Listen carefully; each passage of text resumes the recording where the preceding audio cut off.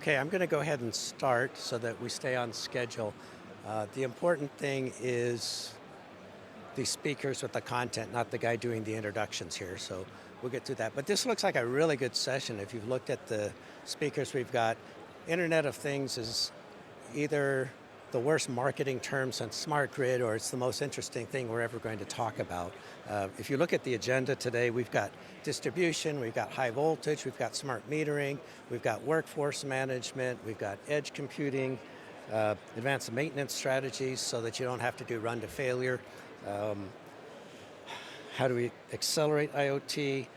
What are utilities doing with it? So it's a wide diversity of speakers. I've met most of them an hour ago. I think you're going to enjoy a lot what's said today.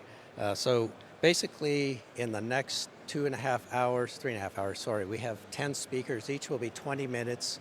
We're going to try and do 15 minutes of speaking and then 5 minutes of Q&A, and we've got to go 20 minutes, 20 minutes, 20 minutes. So I think it's going to be a good session, though. I'm excited to be here. I'm going to introduce everybody and then get out of the way. My name is Bob Lockhart. I work for Utilities Technology Council, which is a trade association of utilities and vendors based in North America. We have an arm here in Europe. We have one in Africa. We have one in Latin America. But here we're mostly interested in just sharing as much information with you as we can, and hope that we can have active Q&A as well. So I still got 3 minutes to fill, and I'm not sure what to say. I guess, Tommy, if you want to start speaking, you can. Does he need?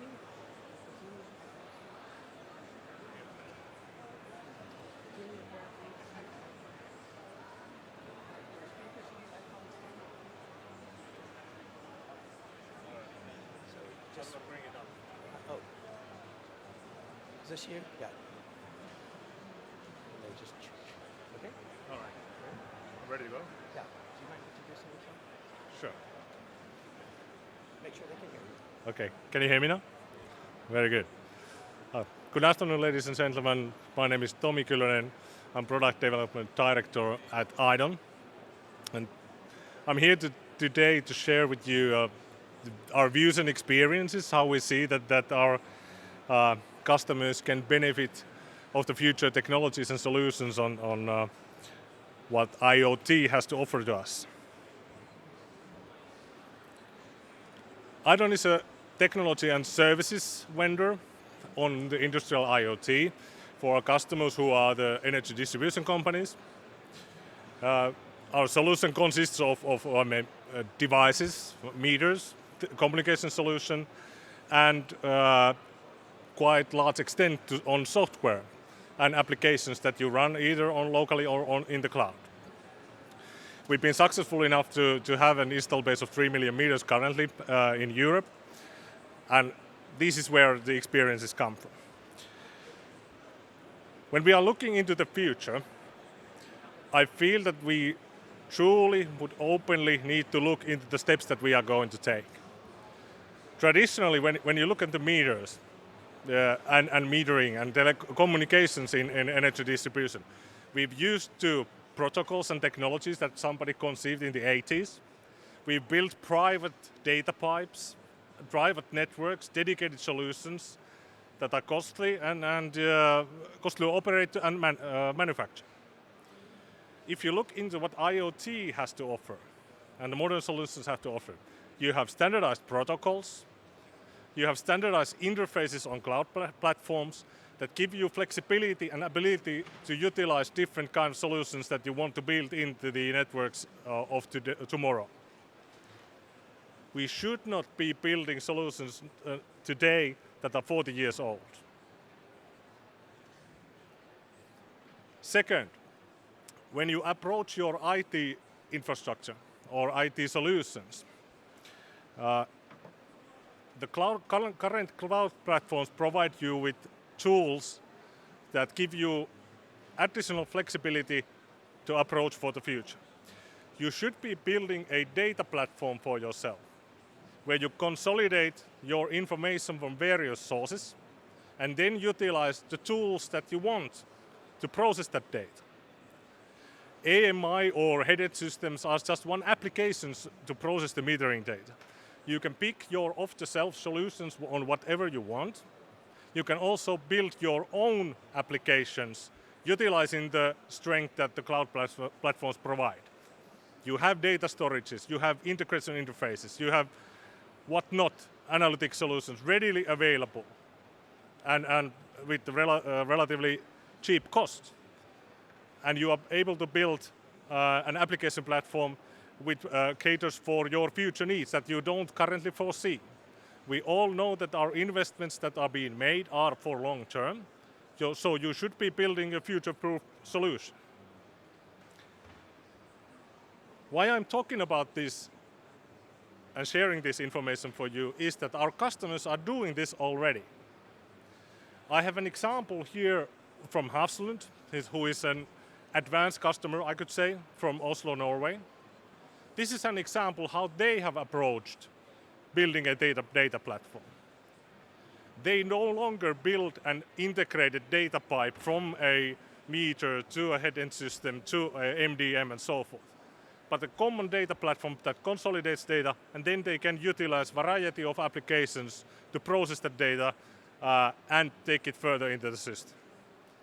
And gives you a unforeseen amount of flexibility for approaching the needs that you don't see today. Once you have these enablers in place, then you should really look into the benefits that you are able to reap with the current applications. I call it a digitalized DSO. This means that you are able to utilize machine learning, analytics. I would like to say AI, but that is so hyped word now that I will skip that, but rather the tools and technologies that are available. And you are able to automate the processes and everyday work that you do in the grid company. And this is to save the manual labor, human interaction, and rather than place your expert to do more valuable job than what the machine can handle automatically. One example of this sort of a process automation is a pilot that we are running in Helsinki with Helsinki Energy and analog devices. It's an automated solution for monitoring metering accuracy. One simple process as a part of everyday work that the DSO does, that traditionally has been lots of manual labor, lots of costly field visits, and now basically we will have real-time information and visibility where our accuracy stands in the installation base that is out there. And you can all see that what kind of benefits and cost savings this can bring.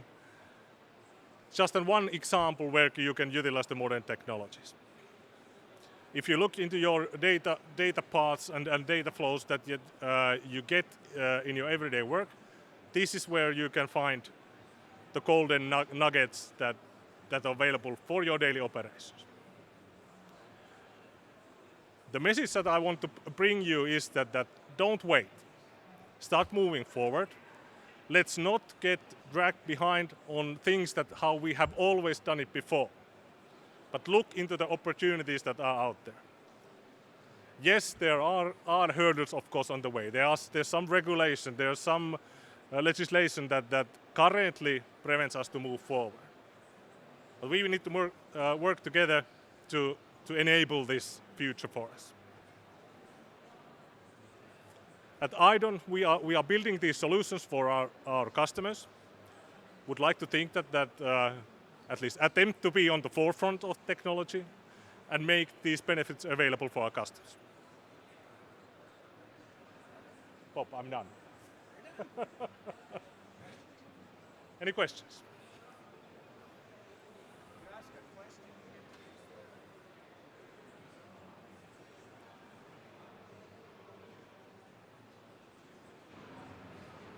No question? All right. I want a question. Yep. Thank you. Hello, I'm Gilo from Sierra Wireless. We talked about the Internet of Things originally in the keynote, and I understand that IDON is on the forefront of this. How do you envision technologies to help, I mean, network technologies to help players like yourself in the future to automate maybe collections, but maybe control of the systems remotely?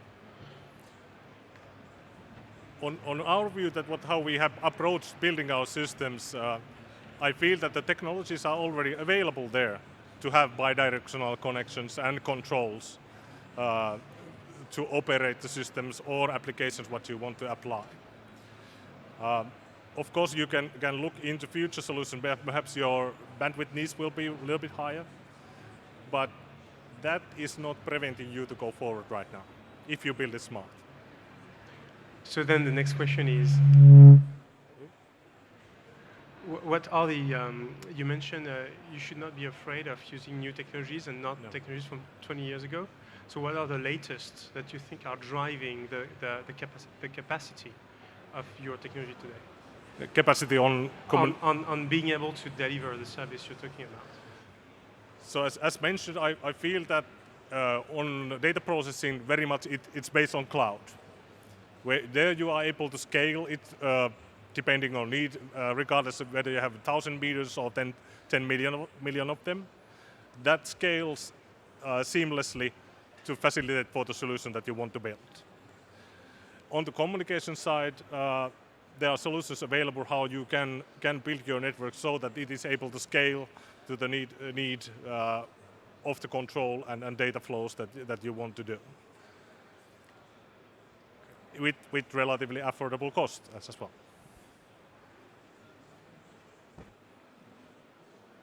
Hello, can you hear me? Not.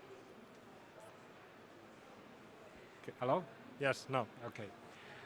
My name is Pinkas, I'm from Poland, and I would like to ask you about the safety issues, which seems to be the most important obstacles, or at least seen as an obstacle for utilities. And secondly, you said that there are some regulations which stop utilities to go forward. Or prevent it right now. So yes. I would like you to give us samples of these obstacles. Well, the security question that you could anticipate first. If you look cloud service providers and their number of certificates that they have, for example, on security solutions, approvals from authorities, military, and so forth, the list is pages long. How many of if you run this yourself, or you have a local hosting partner, how many have they? I admit that I'm provoking now. So I'm saying that if you play with, let's say, Microsoft, Amazon, Google, and big players, they are ready for this. They have armed guards in their hosting centers. The data security is on a higher level than it's on any of the local players. So I feel that the security truly is not an issue. The human factor is always the question when it comes to the security and how the people who access the system. In terms of regulation, of course, the change is that if you utilize cloud platforms and technologies here, then your capital expense becomes to a degree an operative expense. And that is, at least on some countries, mandated by the regulation how that affects your ability to make profit and operate the daily business. And I see that flexibility needs to be built into the regulation for future, so that this utilizing the technologies becomes possible. Thank you.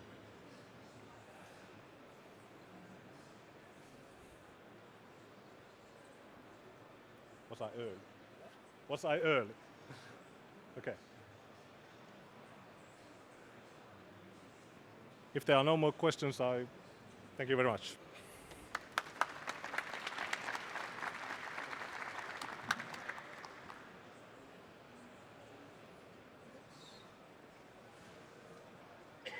Okay, so, I can hear myself. This is awesome. So our next speaker is Julien, right there, going to talk about how does energy distribution benefit from IoT. So, you ready?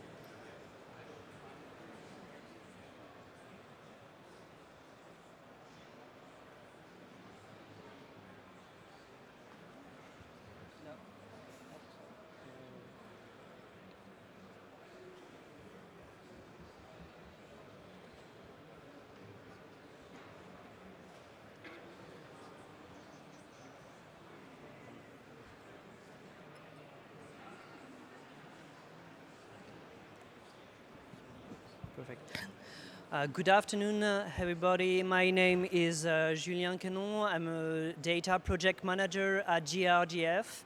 GRDF is the main French gas distribution system operator. So today I will talk about DSO strategy to deliver high-performance consumption data services, lessons learned, and perspectives. First of all, I think you will not learn so much about that slide, but at least we know that we have a favorable context to gas energy data provisions. When we talk about needs and use cases based on consumption data, there is a large involvement of various parties interested in energy management, cities, startups, digital service providers. We will talk about that later. We also know that we have a lot of technical new developments. I will talk about our deployment of smart meters in France. We know that we have also a large, wide use of automated flows with API, for example, which is really important with a way to exchange data. And of course, as often when technologies evolve and when the needs evolve, the regulatory framework will evolve too. In France, we have the French Energy Transition for Green Growth Act. And when we talk about data consumption, we also talk about personal data, so we have to take into account the GDPR. So our position as a DSO will be to be a public service as gas energy data. So what is a role in data provision? GRDF collects end consumers' data consumption in the context of its public service missions and in full conformity with current regulations. We are currently rolling out 11 million gas smart meters. At the end of the year, we will be around 2.5 million, and we will finish the program in 2022. And we will be with the 11 million smart meters with all our end customers. So our key issues regarding data provision, first of all, it's to facilitate access to the data. It means data provision directly to the end customers, but also to any third parties, any suppliers interested in developing some services for end customers. And we also need to support all actors involved in energy management to use this data and to better understand them. And the second part, the second issue we have for sure is to guarantee data security and confidentiality. Two levels about this topic by developing secure data provision interfaces, of course, and also because we talk about personal data, we have to deal with the consumer consent management previous to any data provision to third parties. How did we build our solution and services regarding energy management topic? Well, during the smart gas meter deployment pilot in France, it was from January 2016 to mid-2017, GRDF and the French energy management agencies carry out some experiments. For what? For two main aims: to determine the most effective means of encouraging consumers to use gas consumption data to control their energy consumption, and to identify how stakeholders can make use of this data to create or improve services. Three big main results. First of all, and that's good news, there is a confirmed energy management potential for final customers, but they need some help. They need a third-party involvement to have the right level of services to better control their energy. A second topic is about the entire stakeholder ecosystem must take on the challenge of reassuring end consumers. That's not a topic for everybody, but that's a topic for some citizens. They are concerned about the fact that consumption data are personal data. They want to better understand how they are used and the way they can control them because that's their data. And the third topic, there is a need for an adapted and long-term communication delivered at the right moment. Energy is not the main interest of end consumers, so we really have to deal correctly with communication at the right level to have the good level of services to keep the interest of end consumers in energy management. After these results, we build three main recommendations for all the ecosystem. That's not only a recommendation for a DSO, that's a recommendation for all third parties interested in energy management, in gas energy management. Use and enrich data. It means to accelerate the awareness of new available data and encourage the development of new services by actors of the ecosystems. To communicate and support, we have to inform broadly on energy issues and best practices and provide an adapted and pedagogical support to meet the needs of households. And the last one, to inspire and guarantee trust. It means to reassure consumers via a coordinated communication and bring guarantees to them through an exemplary data privacy and customer consent management. How did we build our solution and services regarding data provisions? So first of all, with smart meters, of course, we enrich the data collected by GRDF, which are provided to stakeholders for various use cases in full compliance with data privacy regulation. To help to better understand which kind of data we can provide, we classified it in 3 categories. The first 2 ones, open data and aggregated data on demand, they totally exclude any personal data. The difference, of course, is that open data is for everyone to access this data, to share them, or to improve them. We have a specific topic in France about aggregated data on demand. It means data for authorized stakeholders, like local authorities, like building managers. It's with a narrower focus. It means that we have a more detailed information, but still excluding personal data. And the last category, it's about individual consumption data. When we say individual, we mean the data at the level of the meter, so at the level of the holder of the energy supply contract. Generally speaking, with the gas smart meters in France, we have daily consumption available for the customer, and of course we can transfer this data with the consent of the end consumers to any third parties interested in developing a service. We can also have hourly consumption if it's that the decision of the customer.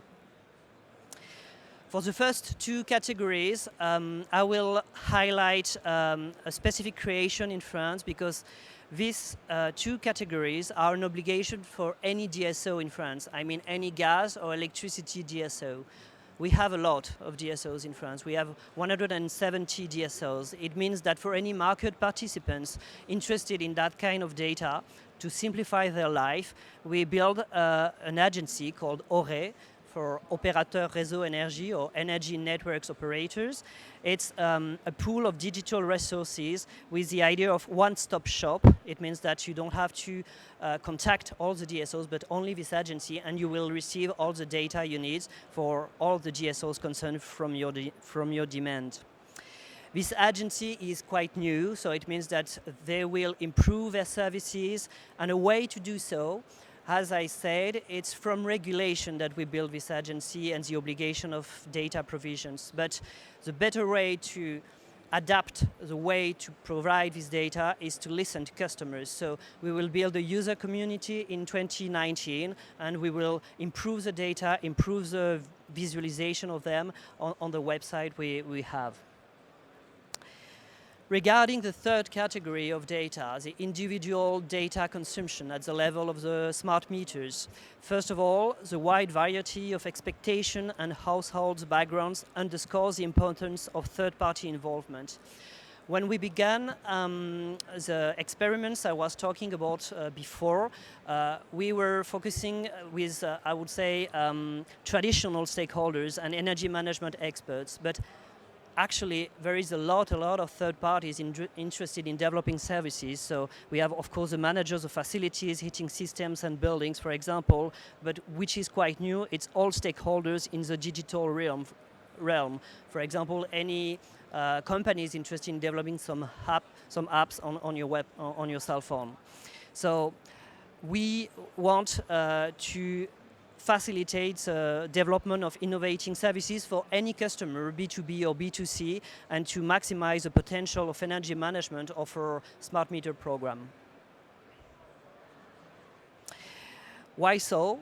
I mean, maybe a lot of you are more in electricity than in gas, but of course in gas we also have a lot of use cases to improve in question of new data thanks to the smart meters, and we have a lot of new emerging services.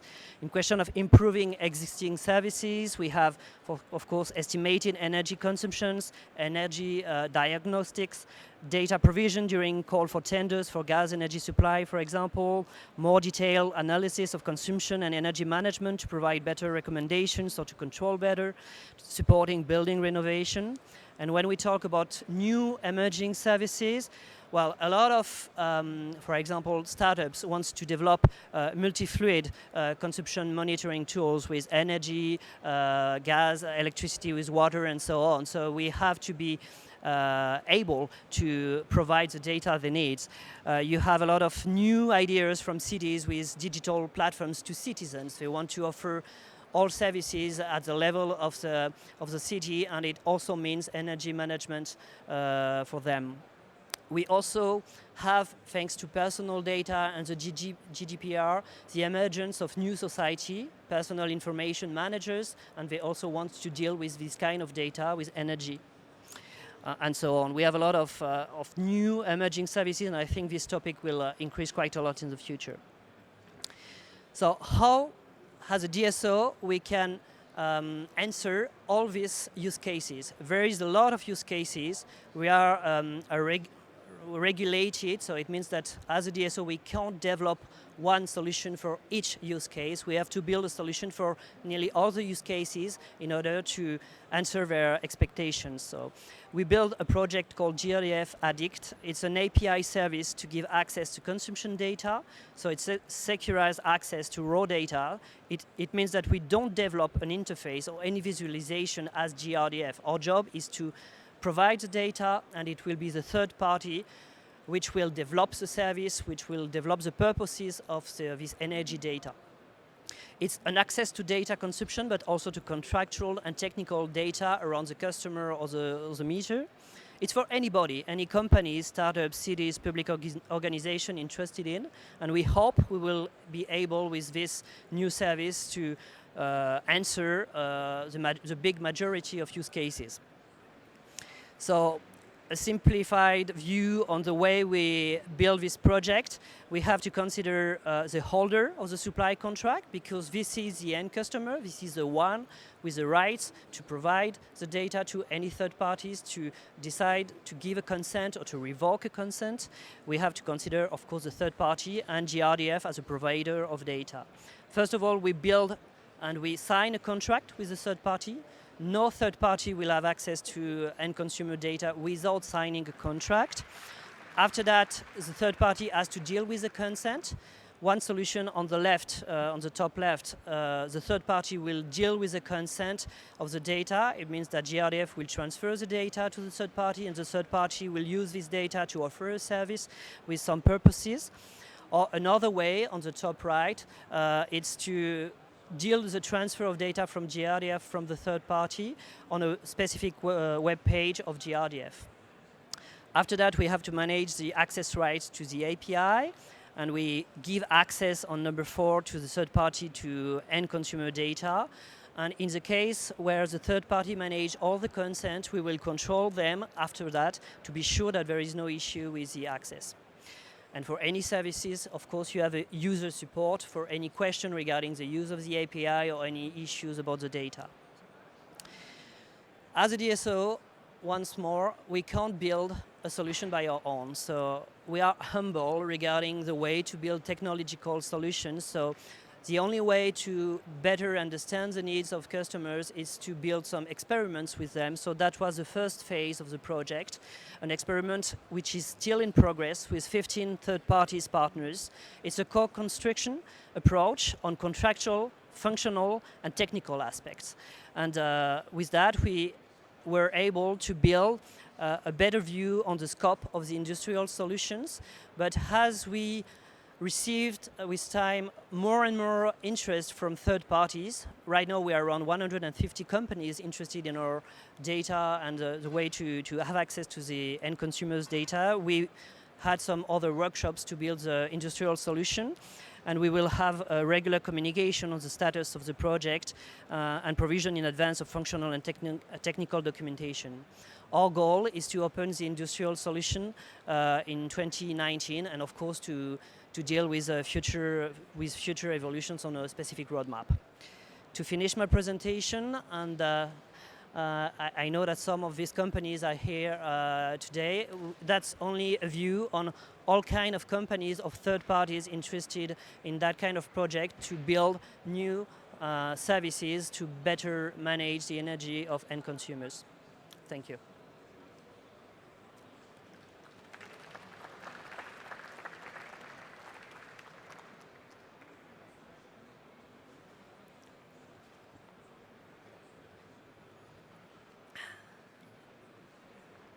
Hello.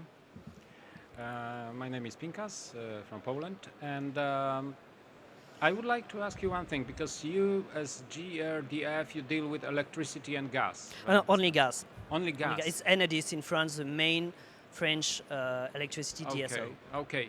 But anyhow, IoT and remote reading and collecting data, it's an obvious advantage for electricity utilities, as they can control the network and use this data to better provide electricity and better manage the electricity flow.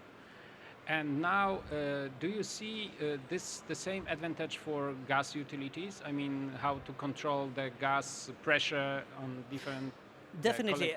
I mean, you can visit our stand, and we have a smart gas grid, also topics in gas, and it's not only about smart meters, because we need other sensors to manage the network, but in question of gas, we have more and more production of biomethane on the network, so we have to deal with the balance of production and consumption on the level of the local network. So we also have some smart gas grids to consider, even if we are not so much with so many sensors as in electricity for the moment. Okay, thank you.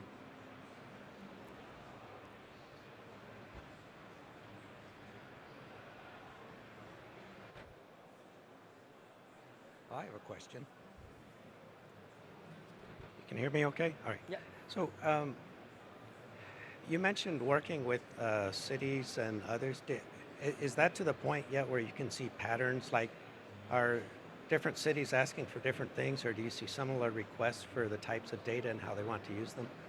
Yeah, actually, many cities in France, and I suppose anywhere in Europe, are interested in developing citizen digital platforms, and depending on the level, I would say, of digitalization of the cities, you have different point of view. Some of them, for example, are working on another path. I didn't talk about it, but about My Data project. It means that the customer will directly download his data, and after that, he will transfer the data to any other third parties interested in that. That's another path, and I think that's definitely an interesting one.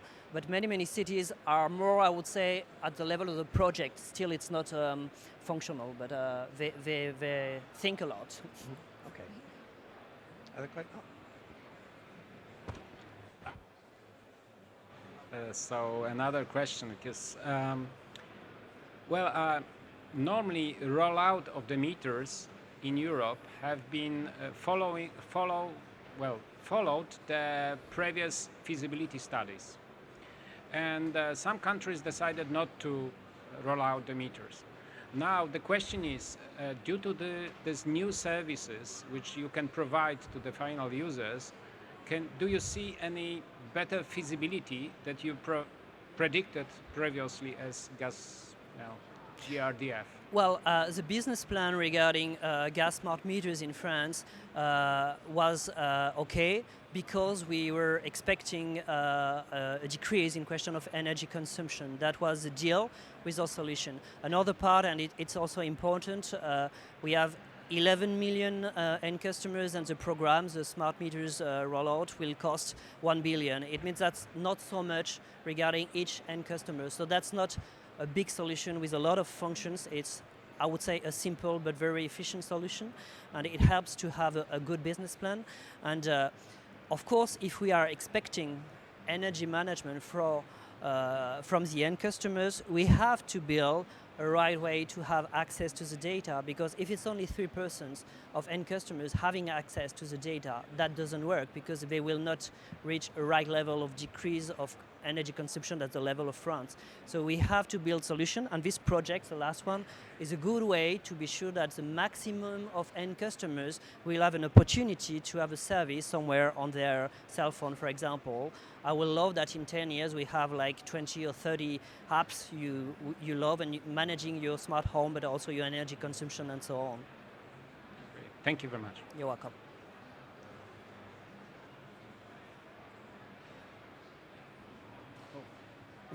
Risky. We are playing catch here, sorry. So I had another question. Do you see in time that GRDF becomes like a sort of a hub for applications for cities or others to use? So one city develops an app and you go to other cities and say, hey, this is something you might want. It's like you become a collection point. Well, we are a DSO. It means that we are regulated, and of course we can't do any competitive services, but I would say that when we invite, for example, all the community there with more than 150 companies, I think we facilitate networking regarding these companies and write good innovation. So at least I would say that we are, in a practical way, doing something regarding your question. Yeah.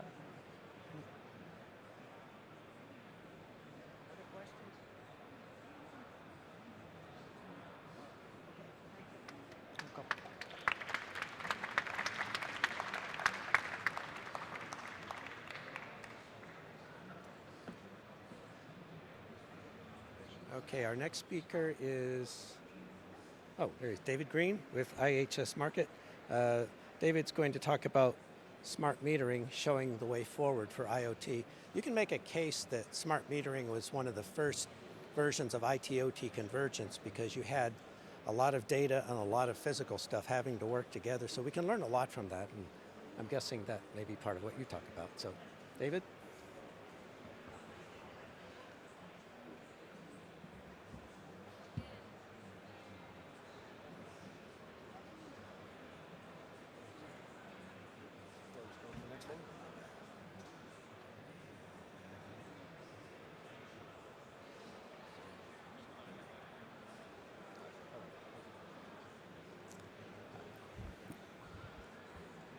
All right. Good afternoon, everybody. There's a paradox within our industry when it comes to IoT and smart utilities. On one hand, over 700 million smart meters are already installed globally and in use every single day across electricity, water, and gas, which is a pretty huge network of connected end devices. And it's growing by over 380,000 endpoints every single day. On the other hand, even 12 months ago at this show, asking tech vendors or utilities, what's your IoT strategy, is seen as a bit of a scary phrase. It can kind of scare people into panic and a whole load of inaction from some of the utilities. How can both of these things exist? Well, I think people don't realize that AMI is maybe the first and biggest AMI kind of IoT network that utilities really have today, and that there's a lot of lessons that can be learned from it to help IoT adopt better within the utility space. For those of anybody that hasn't met me before, my name is David Green. I work for a company called IHS Markit, a huge market intelligence, information, insight, and consulting company. We're about 15,000 people globally. And we work across a huge variety of different industries, everything from maritime to oil and gas. We do have an energy division, but they look more kind of upstream. Actually, we sit within the technology division, specifically energy technology, so I have colleagues on energy storage and solar. And then me and my team are looking mainly at smart metering, but also some of the kind of software and services that surround that. All of the research that we put together comes, and everything from this presentation comes from our annual metering databases, looking at forecasts of different meter types, and like I said, some of the related software and services as well. So I'm going to talk a little bit today about what can we learn from AMI in relation to IoT adoption within utilities. So first of all, we have a few numbers around AMI to show how the adoption has increased and is changing. We then have a bit of a kind of definition of how we view IoT within IHS Markit. And then finally, what are the kind of lessons we can learn from one to apply to IoT generally within utilities. So given that this is the digitalization hub, it kind of makes sense to start here. I think I don't need to go into detail with the 3Ds. I think most people are familiar with the concept of the decarbonization, decentralization, and digitization. And really the digitization is, of course, all about data. Number of connected endpoints, and then collecting that, storing that, and using it in some informative way. And like I said, particularly on the more kind of consumer angle, the biggest single network that utilities have of that type right now is AMI, whether people realize it or not. As I said, 700 million endpoints, and that hasn't happened overnight either. It has 20 years worth of kind of track record of building up, of trying to overcome some of the challenges with the utility mindset of how to adopt a technological solution like this. If we dive into a bit more detail with the numbers themselves, I said it was growing by 380,000 endpoints per day. That's everything included, so that's water, electricity, and gas. Within electricity, we can see it's already way past the tipping point of more communicating meters shipping every year in green there, compared to grey for basic meters. Obviously, the vast majority, I think something like 500 million out of the 700 million that I talked about, is electricity meters. But water and gas are starting to see an increased adoption as well, particularly on water is really ramping up over the last couple of years. And like I said, that's not just the hardware, but it's everything that goes with it. It's the understanding of the solution in general. One interesting example of that is that people are no longer just looking at the hardware. They're starting to realize that it's the total solution that goes around it. So here we have, this is for water specifically. And we say in 2016, 1 in 4 of the communicating meters that shipped were AMI, fixed network versus AMR. Already, however, 35%, so every time a new endpoint is installed, 35% of the time that's coming with outsourced third-party management of, or a third-party provided solution for head-end software. People are already starting to think of the solution beyond just the metering. And also 1 in 10, about around 10% of the time, we're also seeing an outsourced billing automation platform on top of that as well. Everything is obviously optimized around the meter to cash process for AMI. So people are already outsourcing this, trying to think of, like I say, the total solution. The picture for the next 5 years, or by 2023, as it's here, is really interesting. By 2023, the AMI to AMR has switched completely. So only 1 in 4 would be AMR, 3 in 4 would be AMI solutions, and this is for water. You know, the path is further forwards with electricity. The adoption of outsourced head-end software, quite often as a service on top, again has doubled in that time to 70% of new endpoints. And the automated billing software as well, the platform for that, for the customer, for the portal, has also tripled in that time. So you can see that over the course of time, not only is it the hardware that's really started to be adopted by utilities, but it's the overall solution that goes with that. Always optimized around the clearest, easiest to understand ROI, which is meter to cash process. So if that's the good news from AMI, why is IoT viewed in such a kind of scary way by some of these, the vendors and the utilities themselves? Well, obviously AMI was not immune to that. It had to go through a lot of the same challenges as that. And really, I would say there are 2 problems that keep on coming up. The first is viewing it as a connection-only problem. Viewing the whole choice as one definitive choice between different technologies, different connection technologies, of which one is going to be right and everything else would be wrong. The idea that one solution would win out over absolutely everything else, and the utilities are too scared to make that choice. That's the first thing that held it back. Linked to that, as I say, is this paralysis of choice. The more options there were, the more that people didn't understand which one was maybe the right one for the long term. It stopped people from adopting the solution. If that's true just on connection for AMI, that's even more true when you start layering in every other application that you could run off the same data. Every new department that you involved within the utility. IT, finance, other distribution, operation, everything that you involve makes it more complicated, and you get more of this paralysis of choice and inaction. If that's the kind of negative way of looking at IoT, how do we look at it?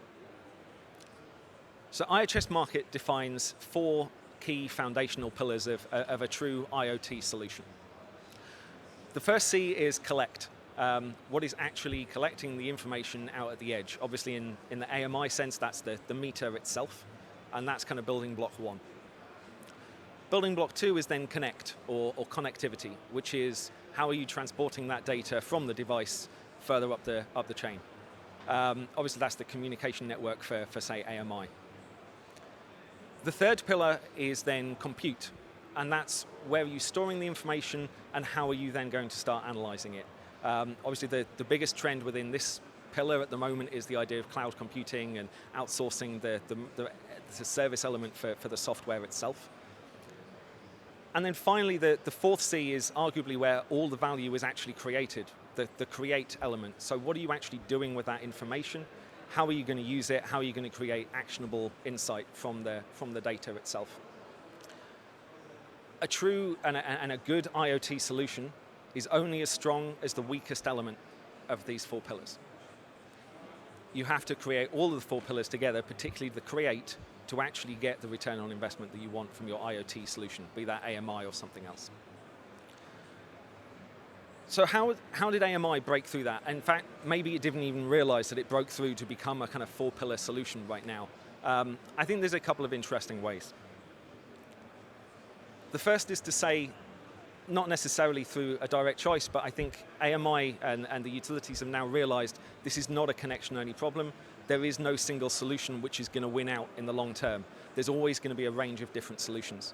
To pick out the 17% there is mobile read, is still AMR. Obviously that's falling over time. The 37% there looks quite dominant. That's largely because it includes broadband PLC for China for electricity meters, which kind of dominates that picture. If you remove that element, you realize that the rest is very, very split over a huge variety of different solutions. Different utilities require different solutions. Different regions have different requirements of what they want. And actually, it's not just about what's the best technical fit. It's about what is the business case, what is the cost per endpoint in a particular environment. And there will always be this range of different solutions which takes the picture. Instead, rather than focusing on the technology itself, they focused on the total solution, and that allowed them to get past this kind of first roadblock. The second interesting point is where the spending is right now on AMI. So historically, the utility was always going to be spending on the hardware, and you can see 85% of all the spend from 2016 to 23, and this is just for electricity. Out of that 58 billion spend on AMI, 85% is still the hardware. The hardware per endpoint is always still going to be the most expensive individual cost. 9% is already now spent on the communication network, both the hardware but also the ongoing service element of that. The most interesting part is that 6%, and that 6% is the fastest growing proportion. And that's the spend that utilities are already committing to what we're calling the compute and create element. But like I said, that's the software solution, and that's the outcomes. What are you actually going to do with this data? Rather than an AMI solution, which is this many meters and this type of communication network, it's meter data as a service with a guaranteed level of output. One also interesting thing is, of course, that once you've installed the hardware, you can keep layering more spending on the compute and create elements. You can keep on putting new applications on top of the data and drive even more value from that initial investment. What that points to is a very modular approach. And this is where maybe things differ a little bit between electricity and water. In all cases, to get the foot in the door, to get the IoT solution, in this case AMI, up and running, it has to be optimized around meter to cache.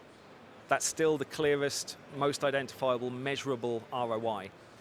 For electricity, there's a huge number of different applications you could then use the data for, but it layers on top of that. Nobody tends to get into an AMI solution with a new vendor without going through the meter to cache process first, without getting them up to speed on that side of things to justify the initial spend on AMI. Then you can start layering new applications on top and use the data in different ways. What is maybe different for water is that the number of different applications for the AMI data is probably less than electricity. So very quickly you can optimize it almost as a kind of turnkey solution, metering as a service, which is actually very attractive to some types of utility. For example, a small to medium utility in the US, that could be a really attractive target for kind of a turnkey metering as a service solution. What that means in terms of the spend, is so the electricity, the top one is around 58 billion, I said, for the next 2016 to 2023. Water around 24 billion, and this is purely AMI related spend. This is not the over and above the other applications you could use it besides. For electricity, you see that's your foot in the door. The meter to cash process gets your foot in the door, gets them spending on managed services. And then it starts to plateau. That's partly because meter shipments start to plateau a little bit around some of the end of the big rollouts to start with. Also because things start to become a little bit more saturated at that point, not completely, but a little bit more. But the real kind of uptick potential is then once you have that, once you have them understanding the meter to cash, you can layer those other applications, and that's the real kind of the top end of that graph. For water, it's a little bit different. We've started at a lower level, partly because there's less meters shipped, but also partly adoption is lower right now. But once it becomes optimized around that meter to cash process, once you have a turnkey solution, the adoption can ramp up a lot faster. So if we pull all of that together, what are we saying? We're saying that AMI got adoption, broke through those barriers of paralysis of choice and those kind of challenges because it optimized around the clearest ROI and it solved a small problem well. The most adoption happened not when they got electric utilities to make massive jumps from 0% and basic metering all the way to some smart city solution. It was a generational spend. And they gradually brought their utilities through that process. Water, similar, a little bit different with maybe the turnkey solution, but again, it's a generational thing. With utilities, we have a market that is kind of poised to be second to the market with a solution. Unlike a consumer technology industry where you get like first mover advantage or something, in the most part, these solutions are, people want to adopt new technology, they want to get the benefit of new technology, but they're not racing to have to be the first to win their customer, for example. So we have a market which I say is poised to be second to the market, but they want to see track record first. They want somebody else to adopt it first, to take that risk. The way to break through that is to focus on the total solution and the outcome, to focus on the clearest understandable ROI, meter to cash, to get them through that process, and then to layer everything else on top as you get them through. Success in that sense will breed more success. Most importantly, like I said, IoT for utilities doesn't have to be a panic phrase. And next time you hear the reasons why they can't adopt it, or it's too complex, or it's getting too big, point out there are 700 million reasons why they've already adopted an IoT solution, and that actually works pretty well. Thank you very much. I'd like to ask if there's any questions.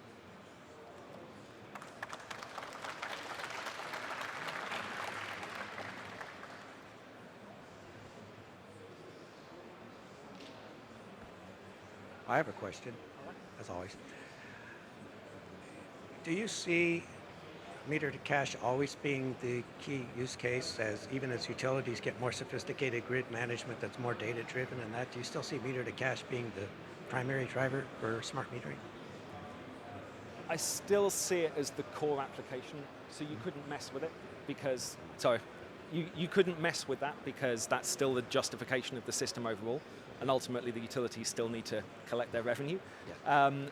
But again, with that generational idea of spend that I said, I think you get further into that being the next level of spend once meter to cash is kind of done, once people understand it and it's there and it's working. But like I said, I always think it's the foot in the door, particularly for new spend. Okay.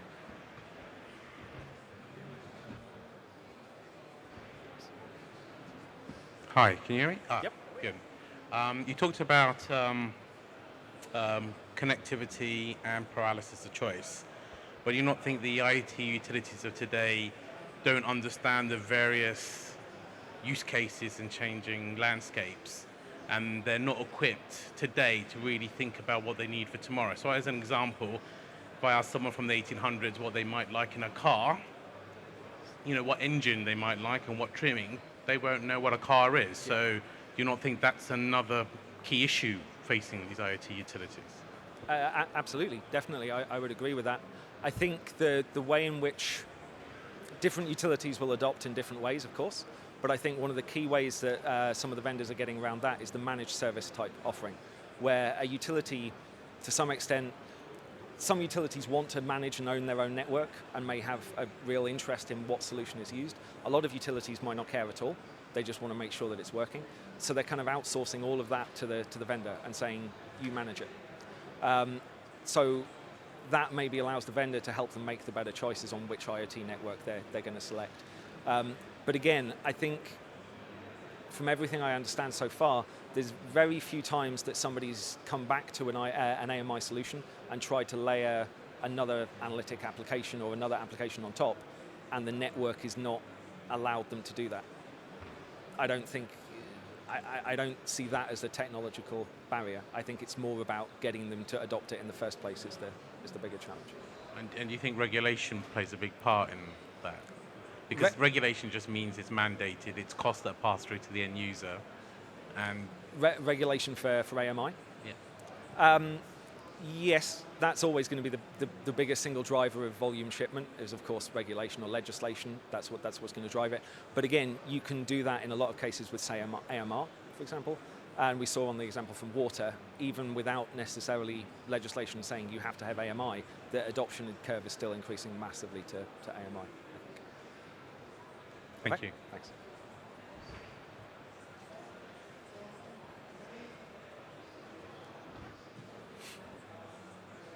Anybody else? Questions? I've got another one. Or does somebody raise their hand? Oh, question? Oh, you're a speaker. You can't ask. I have one question. You said the AMI is for the meter to cache really important. You see now new meter to cache solutions being developed, for example, via solar panels or electrical vehicle that go beyond the smart meter and go beyond the AMI. How do you see that combining, or do you see that, how do you see that together in an ecosystem? I think the vast majority of those applications, it's early, first of all, but the vast majority of those applications are still, you still have to go through the billing meter, you still have to go through a revenue grade meter. So the hardware that way doesn't necessarily change. Most of the communication that's being done from that at the moment is then behind the meter, I think. It's early. I think it will be integrated, but again, I don't think it will necessarily change the choice for the meter itself. It's more about, again, layering more applications and more data uses on top of that. But if you're charging electric vehicles and you've got solar and everything, like I said, at the moment, it's still behind the meter. There's not many places where there's kind of a dual meter or one in, one out. It's in some countries, but not in many places. So also, I think utilities are pretty resistant to quickly adopting that kind of thing. So I don't necessarily see that changing. Our forecast there is like 5 years. I don't see significant changes in the metering aspect in that time.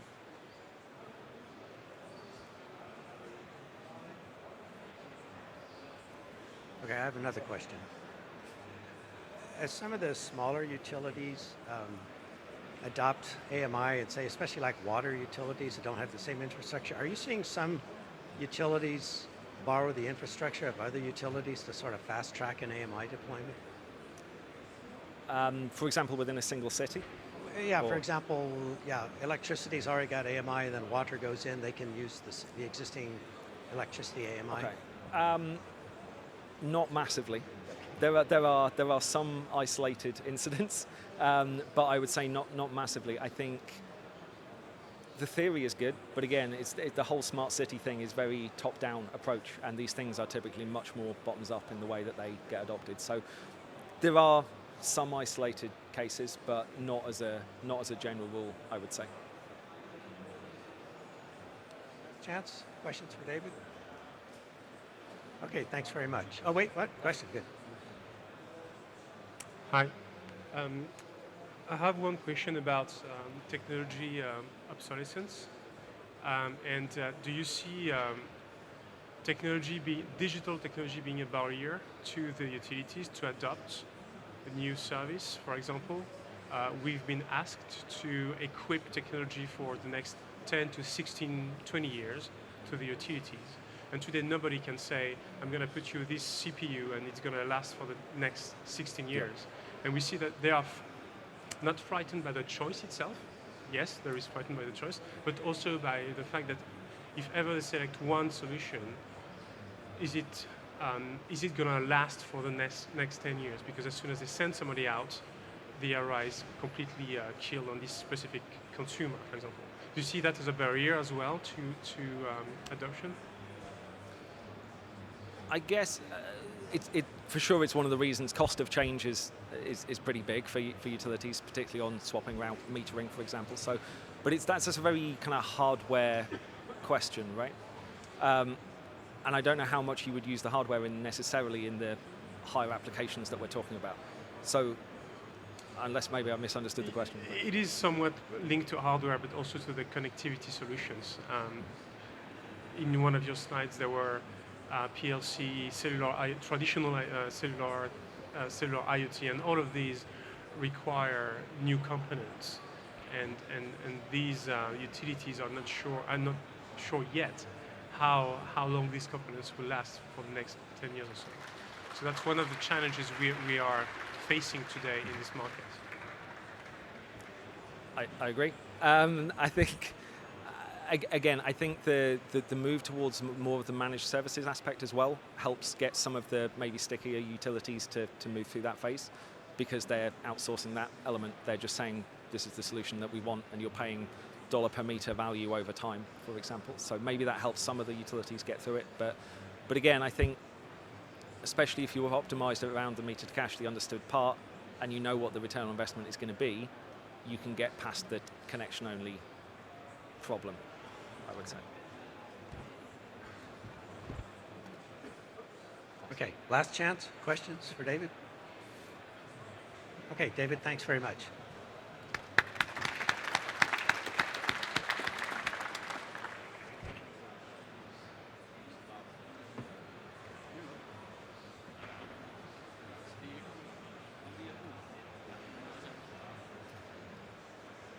Okay, our next speaker is Frank Jacobs with Accenture, who is going to talk about IoT into the core business of distribution and transmission.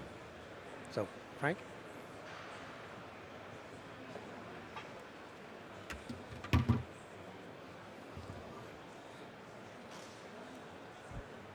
Thank you very much. Good afternoon, everybody. Can you hear me with this microphone? Is this working? Perfectly. I like to walk around a bit instead of standing just behind the catheter. So we can also go to this side. Now, my name is Frank Jacobs. I'm with an Accenture responsible within our European business. So I travel basically all across Europe for new developments in control rooms, so distribution management system, energy management systems, distributed energy, where does it tie together, real-time analytics or near real-time analytics, and basically the new challenges that you have not skills with or skills for in every country because they're just new. And I'm one of the people then traveling around and helping creating the business case, helping creating the original program plan, and doing the QAs and making sure that basically new developments where there are limited reference cases are basically done. Today, I want to talk about putting IoT in the core of your business. What we see within Accenture as successful presentations, successful implementations of IoT is when it actually becomes part of the core business, or when it actually is the core business, if it radically changes the world. Why would we say that? If we see it the business case and it stays in an innovation phase, or it is being handled separately, maybe not connected to asset management, or not directly involved with asset operations, or maybe not directly involved with the people in the control room, then it still is a very good idea, but then the adoption in the field force or the adoption with the people, the dispatchers, is really difficult. So when we say it has to be as part of the core of the business and it should be relevant for the people, it's one of the ways of doing business. In transmission and distribution, it is not the way to do business. And why not? One of the things, basically, if you look at the core KPI for a transmission or distribution company, then we say basically security of supply, quality of supply, basically keep the light on. Whatever we do with IoT, whatever we do with distributed energy, you would never accept that this light is not on. So somehow you should still have somebody making sure that the light is still on. Secondly, a lot of regulators are asking to do the same for less.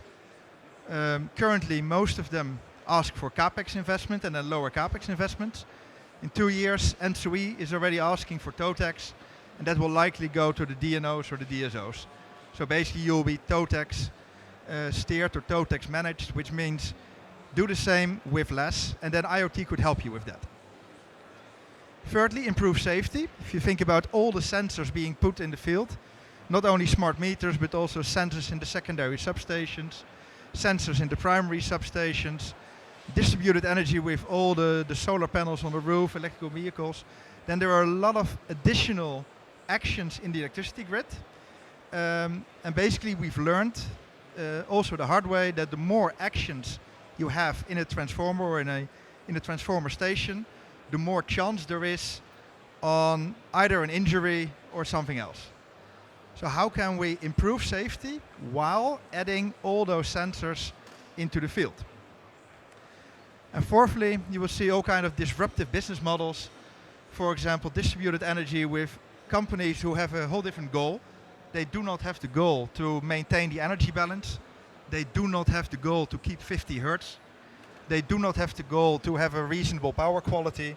They have the goal to make as much money as possible by trading energy. And if you allow people trading as much energy as possible with the biggest fluctuation as possible, then you end up in a trade-off between the grid company, the grid operator, the DSO or the TSO needing to balance the grid, basically maintaining security of supply, and somebody else trying to disrupt it, earning the most money. So I want to give you some examples of these things, how IoT can help in these different areas. They're for electricity, they're for gas, they're also for water. Of course, the biggest business cases at the moment in Europe are electricity. So the most work we do in IoT is electricity, of linked to electricity, if you think about distributed energy, etc. So one of the things, if you take the first one, maintaining security of supply and maintaining quality of supply, then basically you see a change in the control room. The control room, or maybe known as the EMS or the SCADA system, is doing real-time analysis to making sure that the light, also here, is still on.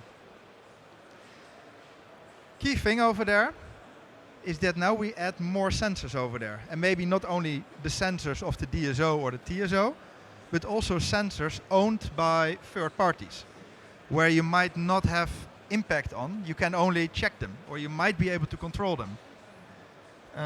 So the world is changing. So you get more sensors. Secondly, we just heard about the smart metering as a service.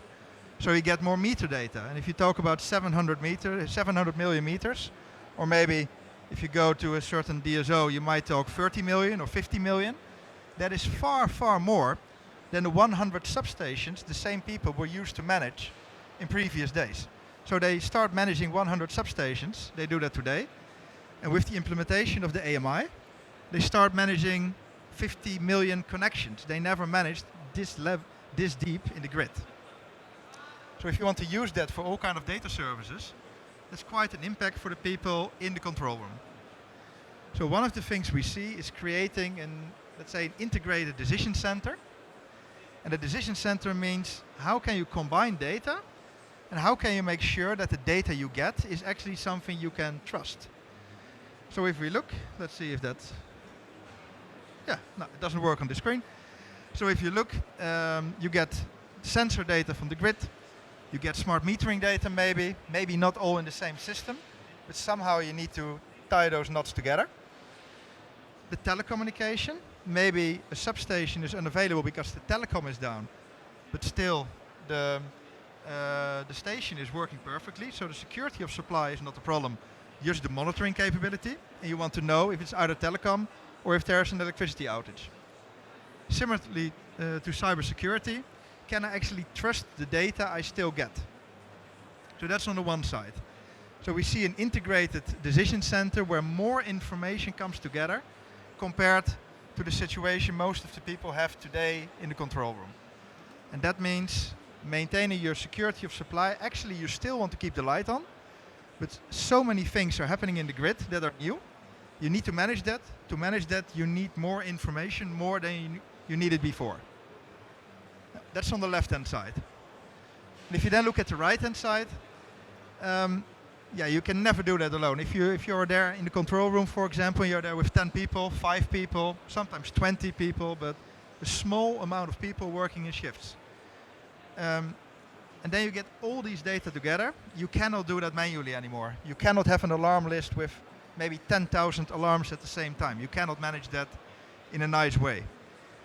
So what we help with is to do actually predictive analysis on the data. You can either use that via machine learning, you can do that via predictive analytics, and basically say, okay, what happened? The right example, for example, is something in electricity we do. What would be the total harmonic distortion, or what is the power quality in my grid if I know my history, if I know my previous month, and I know my expected forecast, because I have contracts, so I know what I roughly could expect, give or take. So you can do predictive analysis on that instead of reactive analysis. And at the moment you have predictive analysis, and you dare to make decisions on predictive data, you could make your life easier.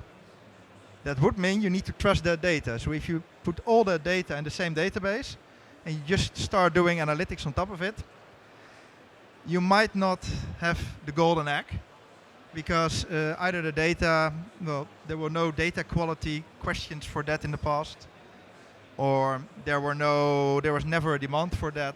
So in the past, it was not interesting, and suddenly you need it, and you need it actually 50 years ago. So we help with those analytics to actually create new analytics, and you can see that in electricity with load transfer and transformer optimization and power quality. You could see it in gas with, for example, gas compositions. What kind of compositions are in my gas pipe that I need to get rid of or I need to blend? That is, for example, in the Netherlands and in Germany a discussion where there are different gas qualities in the same grid. Or with water, for example, in leakage management. That's a big thing, for example, in the UK and in Ireland, and also in a lot of other countries, where there is, for example, last year was published, 50% might be leaking at certain companies. That's big. Second, if you want to use the data and you want to trust the data, you might create risk profiles with the data. So one of them, if you start doing an asset maintenance, asset operation strategy, basically it is about creating a risk portfolio and act according to that risk portfolio. What is your risk appetite in a certain region? So on the left-hand side, if you're able to get insight in your data, you get insight in your assets, and you have a risk portfolio. You don't only have a risk portfolio per asset, which maybe many of you might have, but you get risk portfolios per station or per region or per province. You can actually beef that and not only do asset analysis per asset, but do it on regional basis, because in the end you want to know if a station is down and not if a specific asset is down, because the final goal is still maintaining security of supply. And to do that cheaper, at the moment you can do that proactive instead of reactive. If there's no outage, you can actually plan your field force. Secondly, if you know your highest risk assets, you can change your plan. You can change your maintenance plan and change that. And that is not once per year. You could see that as a weekly, monthly, almost continuous basis. Because the weather changes, maybe you learn that certain assets are underperforming under certain occasions. And the idea is then not wait for the next year for the new investment plan, but actually directly adjust and adopt. You can do that on the right-hand side with software, for example, supporting you in predictive maintenance. What are the optimal ways of a transformer, of the optimal ways of a reducer or a blender, or the optimal ways of a filtering system. Thirdly, if you then look at safety, I just thought, okay, we have many. I was program manager at a few customers in Europe where we implemented a smart grid. And to give you an idea, those were like 300 substations or 500 substations, and all of the primary substations need to be digitized, and a part of the secondary substations needed to be digitized. And that was a new plan. There was also a plan basically in place for existing maintenance, because there was already a 10-year maintenance plan or a 20-year maintenance plan. So we needed to blend that. There was a chance, the more people we put to the substation, or the more people we put to a gas station, it's actually a hazardous area. So the more you do that, the more chance there is that something is happening. And there are new skills. So instead of doing electrical engineering or gas engineering skills, you ask for telecom, you ask for cybersecurity, you ask for IT, and that is not the work those people did in the past. So those people, if you send the same people, they are highly qualified, highly skilled electrical engineers, but they might not feel very comfortable to do the telecom connection on top of that asset. So what we do, basically we created, for example, an RFID tag, where basically you see not only where you can log in and you can go to the site, but there is GPS tracking, there's like health monitoring, very basic, is your heart still beating, for example. Those very simple things that are also in an iPhone watch or in a smartwatch or these kind of things, you can combine that. And also, for example, digital permits, are you allowed on the site today, yes or no? And by doing that, basically all the overhead and all the things that were somewhere in the back of the mind of the field force to make sure, am I allowed there? Do people know that I'm here? Am I alone at this site? It's pretty remote, so if something happens, what can I do? Sometimes you need to go there with 2, 3, 4 people just because of that. We see basically 50% operational efficiency gains, and we see that there are far less incident reports because the people actually can focus on what is relevant. And to give you an example over here, this is a building site, and we knew exactly at which moment people were there. You need to look at local legislation if that's allowed. Are you allowed to track everybody? But you can track your internal employees, you can track your contractors, you can track the audits, you can track people who visit for whatever reason, and you know all the time, every time, exactly why and how they're doing. The fourth, if you look at the disruptions, I've got 2 examples, and what we see within Accenture at the moment, we talk new business models, especially in distributed energy with storage, solar panels, and other things, is that if you look in Europe, how many economically viable business cases are there? So not a technical success. So I'm not talking about 100 solar panels installed or proof that an island can run in isolation, but how many of these business cases actually make money? And I think if you really do an honest assessment, you might not reach 10 in whole Europe. You might reach very few. For very big, for actually serious business cases compared to saving 5% in your asset investment strategy, for example. Because that's big money compared to maybe for a TSO or DSO having a bit more flexibility in a certain area. And one of the things we notice is that most of the products that are being created do not have a clear target. So if you want to create disruption, there are 2 ways. Either you create a whole new market, for example, a flexibility market, or a meter as a service data market, or data market like you just heard. But there need to be buyers for that market. And the biggest buyers at the moment in the electricity market are in 3 or in 4 markets, depending how you look at it: the wholesale market, capacity market, and balancing market, to basically make sure that the light is still on and that you can trade with that, and the retail market selling services in a slightly different way. At the moment, you position a new business service or a disruptive business service that goes over more than one of these markets, and you're only doing a small scale project, you have so little skill that it is actually not relevant for other people to jump in. Hence, the business case maybe to prove your technical point is really good. To prove or to create a big market changer might be difficult. So 1, look at the value proposition of your disruption. That is actually key. And we see that a lot of our clients start with the technology and start with the innovation and do not start with the business case. Finally, there are also really good things, like for example, embracing new ideas. And this is just an idea as a teaser, that is possible. It is not something that you should do as an innovation. If you believe in these things, you should actually build your business model around it. And one of them is, for example, having drones in remote locations. Think about north of Sweden, Russia, Turkey. Turkey, there's limited snow maybe in this example. Norway, where there are really remote locations. There might be some issues with icing on the line, or there might be issues with with people you're stepping energy, and you cannot go there. So we have, for example, drones flying over the tundras, flying over the snow. They make pictures, like white, blurry pictures. If you need to do that, if you need to analyze them, it's pretty tough. We have the object classification. We instantly make a model for that, and we pinpoint, for example, is there an illegal activity? Do we see people that we do not expect? Is the line lower than we expected? And you don't need those people to go to very remote locations to do actually very standard work, if it is allowed, of course, to fly with a drone.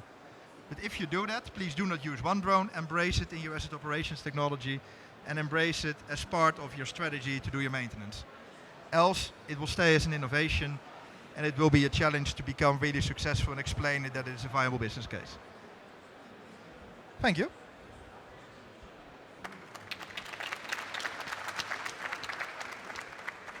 Okay, any questions for Frank? You know I've got one, but you can go first. Okay, I have a question. I was intrigued by you're talking about different risk profiles per region. Yeah, I'm used to risk profile per asset, but not per region. What are some attributes that drive that would make the risk profiles different from one region to another? Very basic things. For example, are you close to the sea, yes or no? What is your soil type? Is it in sand? Are your assets actually underground or overground? For example, in America, there are a lot of assets overground, and if there's a tornado, the grid is N. So that means actually there's not a tornado outage, there's basically a massive outage because there's no backup. So if you know if there's a backup power, if you know there is, what are the conditions beyond that specific asset? That's one. Secondly, are those assets in a station, or are the assets in a certain region? Are they helping each other, or are they maybe colliding with each other? And for example, if you look at transformer overload analysis, one of the transformers is in overload all the time or above 90% for a long period, and the others are at 30 or 40%, then if you look at single assets, you say I've got one transformer problem, I need to buy a bigger transformer. If you look at it in a risk profile in a region, you say, well, my region is actually very fine. I need to create one copper cable that might be, instead of 10 million, might be 100,000 euro. And I have the same solution in a different way. So that's how it might help. Thank you. Questions yet? Okay, I have one more. Surprise. So when you mentioned the, you called it integrated decision centers. That sounds like maybe a mix of skills needed to staff that we haven't seen in the past. Is that like a staffing issue? It is a staffing issue, or you could create different layers. For example, some companies, they created the first line as it is today, and they have a second control center for their telecom services, or a second control center, or a third one for the security services. That's one. And then you basically, in the control center, you have a managed security service elsewhere in your grid. That's one option. Second option, what we see is that additional people are being brought into the control room that are not primarily focused on reacting and fixing an issue, because that is basically the key thing that people in the control room do most of the times. They react on alarms, or they react, or they plan, of course, accordingly. But if something goes wrong, they need to act. And basically those people are, you could say, they're a second line. They're looking ahead. They're doing statistical analysis, and they look for solutions how to trust those analysis. So that means that you would have a second line in your control room, maybe a few additional tables with people that are not directly involved in fixing an issue, but they are indirectly involved in avoiding an issue that might come in an hour or might come basically in 1 or 2 days.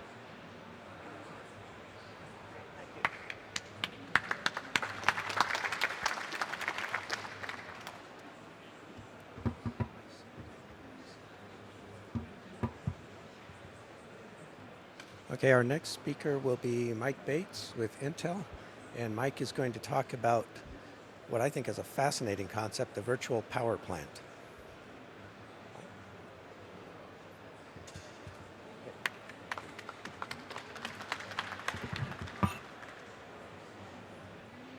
So good afternoon.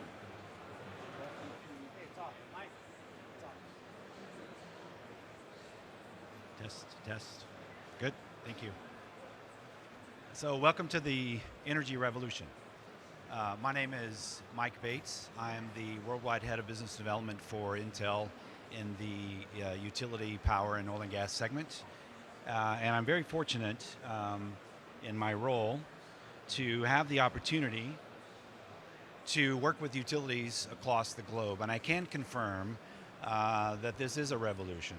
I think when I first got into this space many years ago, utilities felt like the transformation that was ongoing from centralized power to the consumer was under their control, and they were evolving this transformation on their own terms. But I think recently, say the last 12, 18, 24 months, I think utilities are starting to wake up to the fact that this is more of a market-driven transformation, driven by consumers and what some folks call prosumers, folks that produce and or consume energy at the same time. And I think it's important from a technology perspective that what this digital transformation is delivering. But I think what's more important for everyone here and everyone that I work with is the value is also shifting. The value is shifting to the edge of the grid. The value is shifting to the consumer relationship. The value is shifting to the loads that are being installed on the edge of the grid, which kind of begs the question, why is Intel here? I mean, why is Intel at a utility conference? It's definitely not because, we have our branding in this show. We feel like because of this digital transformation and the way it's undergoing, and the fact that we believe that the value is being pushed to the edge of the grid, there is a place for Intel in this new market to help facilitate, manage, and maybe even expedite the transformation that's underway. So my company, as everyone might suspect, is a silicon company. Our expertise is manufacturing and producing silicon and generations after generation of higher compute power. We believe that applying that technology to this transformation that's going on in the utility space today will again help expedite the process. So our company, we have different business units at our company that produce silicon for different applications. The one that folks are probably most familiar with is our silicon in the data center and the cloud. But we also, of course, produce silicon that goes into laptops. Those are the two big traditional businesses at Intel. But I think the new Intel, you'll see, has silicon applications in many other areas. So we take some of the silicon and compute power that we've developed in the past, and we're now applying it to smart inverters. We're starting applying it to battery management capabilities. We're starting to apply it to some of the solar battery combinations that you're starting to see. So I would consider our company kind of all over the industry, all over the map, in a way that drives some of the value to the edge under what we're calling the energy cloud. The energy cloud being an integration of two-way flow of electricity between points of generation and points of consumption across the entire value chain, all the way from renewable energy to secondary substation automation, again into consumer products. What I want to talk about today in the next few minutes is really more on the very, very far edge of the grid, and I'm talking about from the meter and then below the meter, south of the meter, and how we're applying technologies in that area to manifest this transformation that we're all seeing underway today. So I'm going to go through a few slides and talk a little bit about that, and then talk about a little bit about our partnership with Amazon and how we're partnering together to roll some of this out. So we have a solution that we call ECO. It's the Energy Collective Optimization Platform. It's really, I would describe it more of an end-to-end solution. There's no particular component that makes up ECO. It's really an assembly of an end-to-end solution that delivers value back to the utility. One of the struggles in this industry has been to create a solution to serve two very different audiences or two very different customers. On the far left or the far edge of the grid, you have consumers and homes and apartments and condominiums and small businesses that have their own needs and their own value proposition. It's comfort, convenience, energy savings, but it's not just energy. The value proposition for the consumer to get consumers to participate in programs like this has to be very broad. It includes things like home automation, includes things like home security. It could include things like aging in place services. So if you can build a platform or solution at the far edge of the grid that is compelling and can bring customers to the utility, again, by offering a very wide value proposition, then you can extract the utility value from that relationship with the customer. And this is exactly what we're doing. So we're working today with Amazon to deploy voice-enabled home solutions at the edge that include many of the types of devices that you would think aggregated at the home. And then across all the installations, we're able to aggregate that load and extract the benefit back to the utility. And I'll talk a little bit more about what that looks like in the next few slides. So this is a very, very high-level view of the eco solution. I'm sorry if you can't see. Again, at the very far edge of the grid, we have an on-premise gateway device that's installed. It's got Intel silicon inside. It's got enough compute power to be able to deliver the use cases today around customer activation and customer participation, but also has compute power that can deliver aggregated load in the future that potentially will grow as this program grows out. So it can connect to EV chargers, it can connect to thermostats, it can connect to smart appliances, it can connect to on and off switches at HVAC, and all of that data that we can connect to goes to a piece of software that's in the cloud that analyzes all the usage, disaggregates all the usage patterns. It provides the utility a very rich set of data for them to be able to look for opportunities to create new services.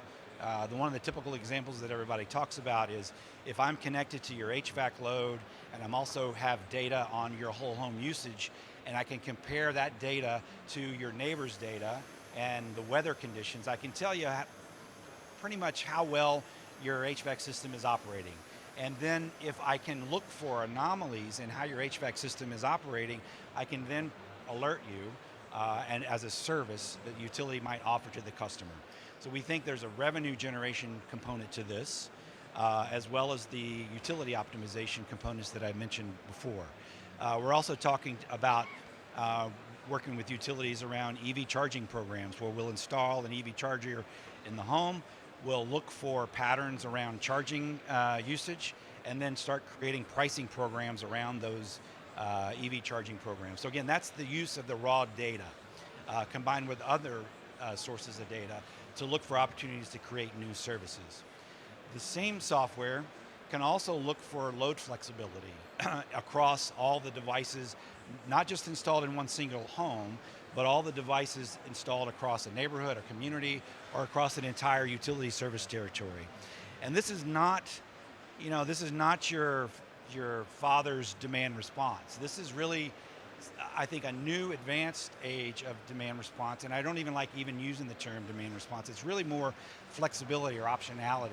It looks for all the time, real time, all the opportunities to be able to balance the load in an optimized way. It will know from home to home, from building where the optionality is, and it can recommend load balancing events to the utility to conduct in ways that in many cases the consumer isn't even aware that a load balancing event occurred. So demand response, for those folks that are familiar with that use case, is really, I call it more, it's like using a hammer when you really don't need a hammer. It's more subtle, and I think it helps drive higher adoption of these type of technologies in the home. And then finally, that load forecast can then be turned into control events that are measured and audited through the software program.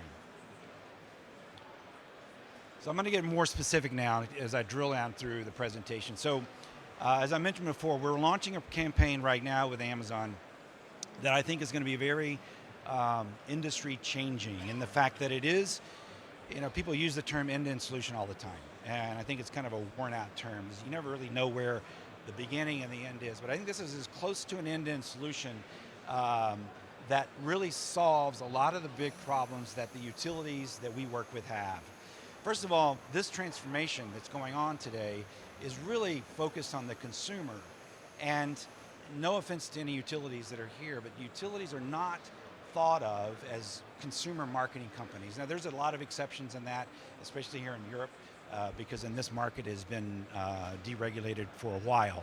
But generally speaking, utilities aren't the kind of companies you think of that are going to reach out to a consumer and create consumer marketing campaigns.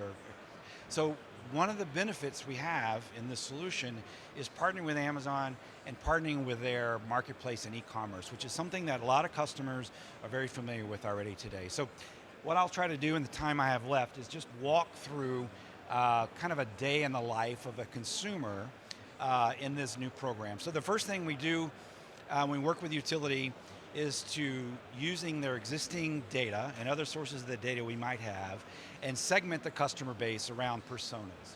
A stay-at-home mom, or someone that works from home, or someone that commutes from home. There's lots of different segments that you can look for, and we try to create products and services for those separate different personas.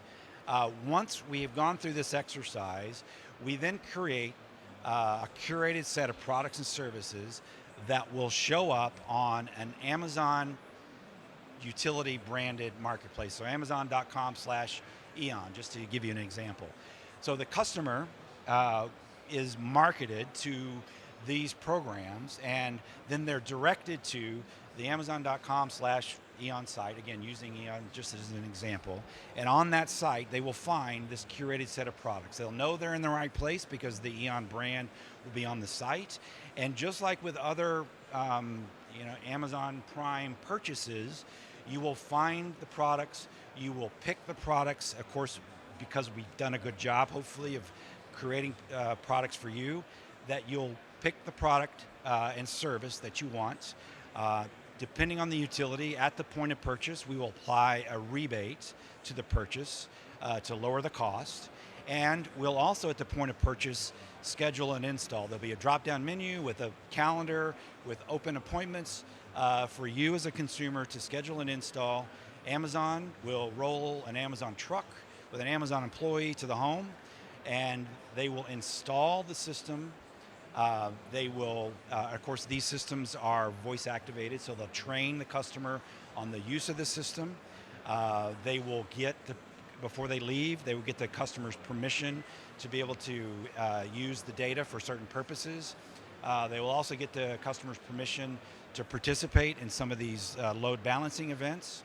And then the last thing they do before they leave is they activate that instance, that home, that system to the cloud through the software that I just mentioned, that then starts to look for the load optionality, the data for load forecasting, and then potentially the setup for load control events.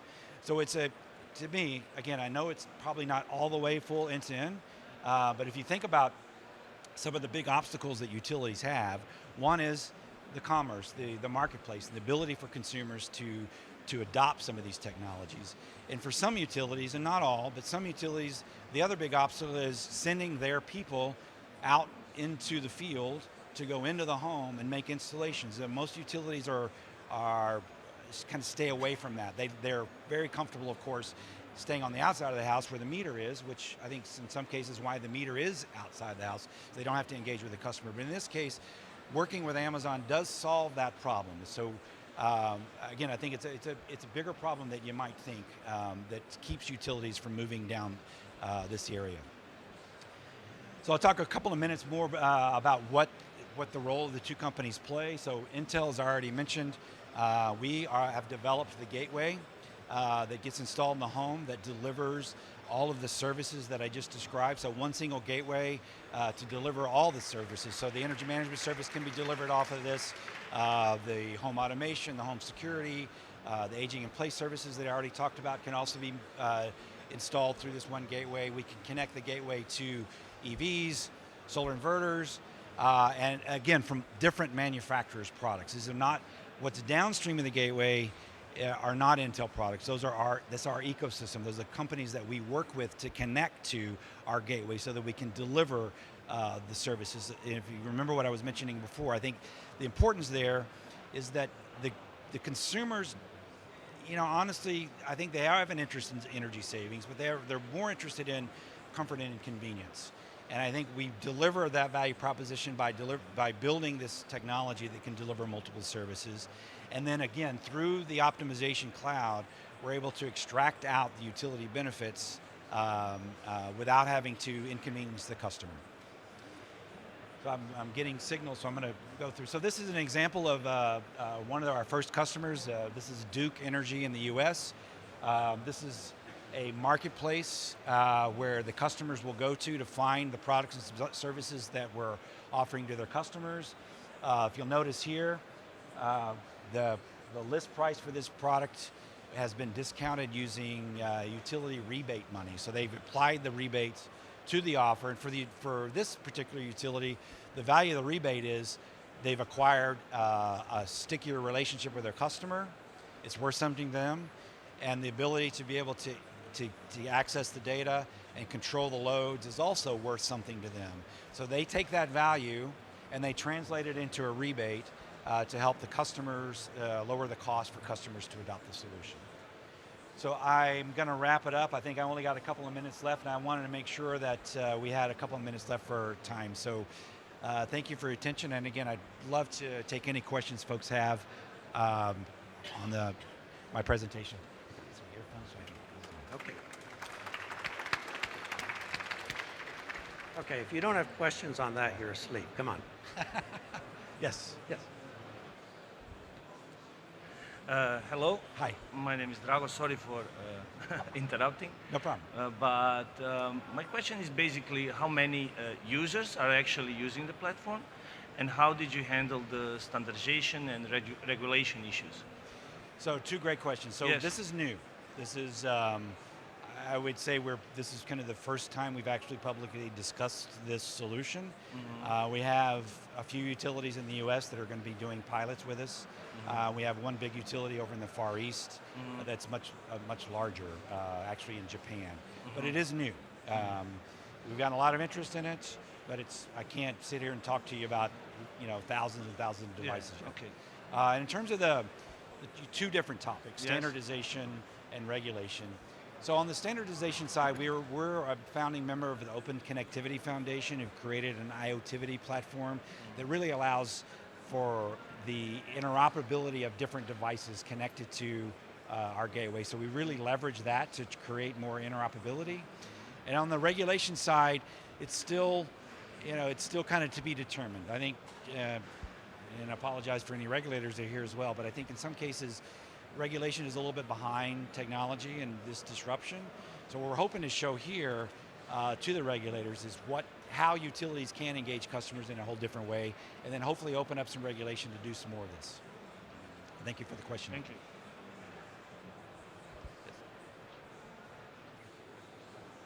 Nice. Hi, I'm Kalana from Symbol.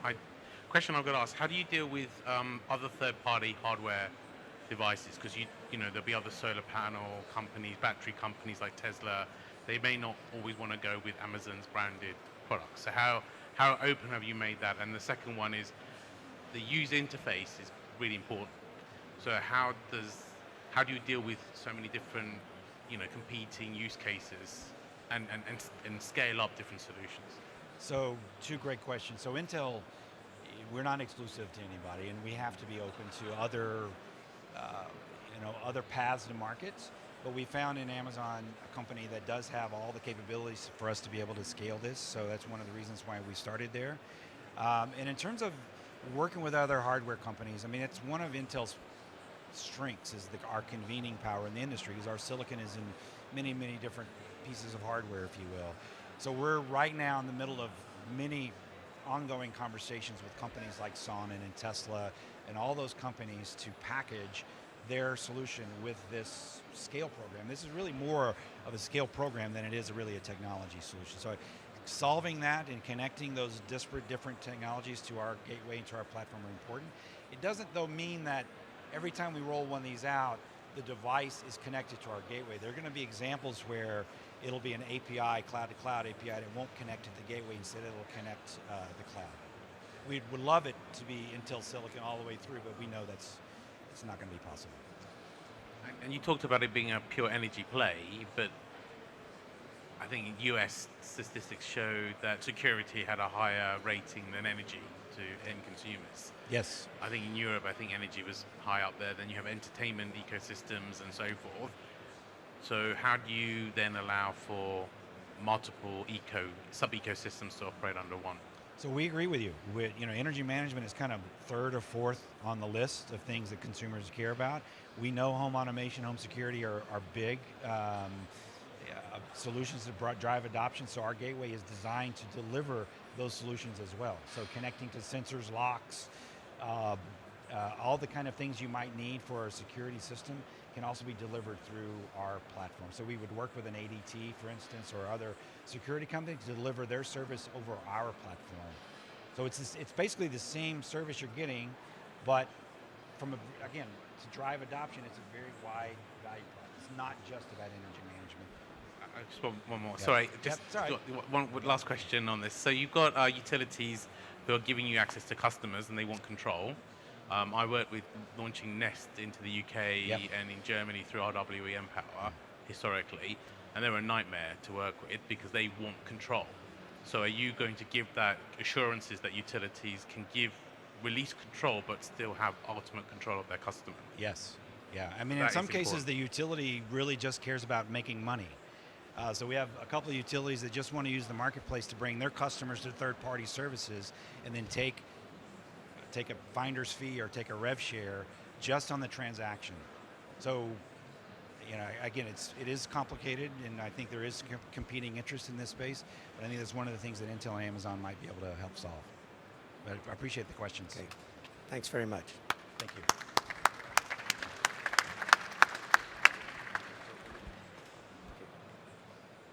Okay, our next speaker is Paul Whitelam from Click Software. He's going to talk about innovations in mobile workforce management, another fascinating topic. And if you're paying a lot of attention now, I know that you're probably an accountant because that's where a lot of money gets spent, right? So, Paul? Thank you, Bob. Everybody hear me okay? The mic's on. Put your hand up if you can. Spectacular. There are some people alive. Good afternoon. My name's Paul Whitelam. I work for a company called Click Software, and we work in the mobile workforce management space, or field service management. And IoT is a really interesting space for us, because IoT is really a means to an end, and that end is delivering business value. One of the aspects of business value is making sure that your infrastructure is up and running, or that your assets are performing appropriately. And so we've been doing this mobile workforce management for 25 plus years. We've got customers like National Grid and Ørsted and Stedin who are using our technology. And I'm going to talk to you today about how mobile workforce management intersects with IoT and provides some real business opportunities. I think what's interesting about it in IoT is that organizations are looking for some real return on their investment. And this is an area where there's some real concrete returns, and you can see this in the efficiency of your workforce, the effectiveness of the tasks that they're doing. And we're going to talk a little bit about the kinds of metrics that we see that we can deliver through merging IoT through mobile workforce management. So this is the framework that I'm going to use to talk about IoT. And so here on one side, I've got things, okay? They could be sensors in your infrastructure, they could be smart meters, they could be assets, and they're giving off signals. The signals are traveling all the way to the right, and from my point of view, this is a trigger to a field service action. Okay, so you see that on the right-hand side. But before you get there, you've got a little bit of data, you've got a little bit of analysis to decide how best to respond to those signals that are coming out of your connected infrastructure. So once upon a time, this was a really easy story. And when Click got started, this used to be called machine to machine, and you'd have a very simple alarm bell coming from an asset that basically said, I'm broken. And you'd do a truck roll and you'd fix it. And it was a very binary equation. Okay? There was a problem, and you'd send a person to go and address that problem. But as you can see on this data side of things, the data has got richer and richer over time. So it's not just a question of, yes, I'm working, no, I'm not working. It's all sorts of, as well you know, empirical data around the state of that asset, but also information around that asset as well. It could be temperature, it could be pressure, it could be characteristics that are important to take into account when you're considering the likelihood of a break in that asset in your infrastructure. So the data is getting more complicated. Oops. In terms of that data piling up, there's an opportunity to do more and more data analysis to be able to make better and better decisions to inform how you react to that data. So early days, it was all the questions of rule-based conditions, so condition-based maintenance. If an asset had been performing at this temperature for more than 3 weeks, then it was time to service it. That's fairly straightforward, it's fairly objective. But it gets more complicated than that. And when you get more and more data, you have to come up with probabilistic ideas about when is best to react to a certain amount of data coming in. So you can get lots and lots of different signals, which may be indicative of a 70% chance of failure within the next 3 weeks. So what do you do with that? And the answer to that question is, well, it depends on all of the other data that you've got as well, as to how that prioritizes. And so because you've got more data, you've actually got more choices in terms of how you respond to that. So rather than just responding to, oh no, my asset's broken, you can be reactive, you can be proactive, and you can be preventative in terms of sending out field service technicians to be able to solve problems before they really become a problem and take down your network. So because you've got this variety of different possible reactions, because you've now got more data, it also means that you can do different things when you get that data in. It isn't just a question of rolling a truck and sending a field service technician to be able to solve that problem. You could do that, but you could also maybe send a part. If you're in the B2B side of the business, you could send a part to your customer, and maybe they can fix that at a much lower cost than you sending out a qualified field service technician. Or maybe, if it's in the case of a power line, you can send out a drone to be able to get additional information to be able to determine whether or not there's a problem that needs to be fixed and demands a truck roll, or whether or not this is something that's just a glitch in the system. So you've got a whole array of different responses that you can get in response to the IoT data that's being provided. The other aspect is that you've got to think about the priorities, and you've got to think about the data, and which is most important for your organization. And we'll unpack this a little bit in the next few slides. But in this analysis section here, what I'm saying is that getting a machine fixed as quickly as possible is not necessarily the right course of action. There are different customers that you've got. They've got different SLAs. There's different impacts of different machines being down for different amounts of time. You've got to take all of that into account to work out the actual cost of doing a number of different actions, okay?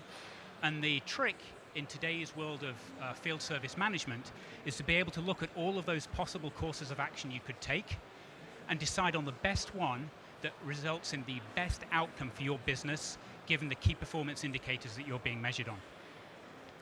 So let's talk about this, because that chain of IoT data, it makes two very important requirements for your downstream systems. It's one thing to be able to get data in real time, but then you've got to be able to do something with it in real time. So this need for speed really flows down into all of your reactive systems downstream. So there's no point the sensor going off and saying, I need somebody to be able to fix this, if your field service management system can't respond to that, can't allocate the person who can get there the most effectively, and make sure that what that person was supposed to be doing is handled in an effective way by somebody else. So there's a lot of knock-on impacts, a lot of a domino effect, if you will, once you start juggling things around in real time, and you need to be able to respond to that.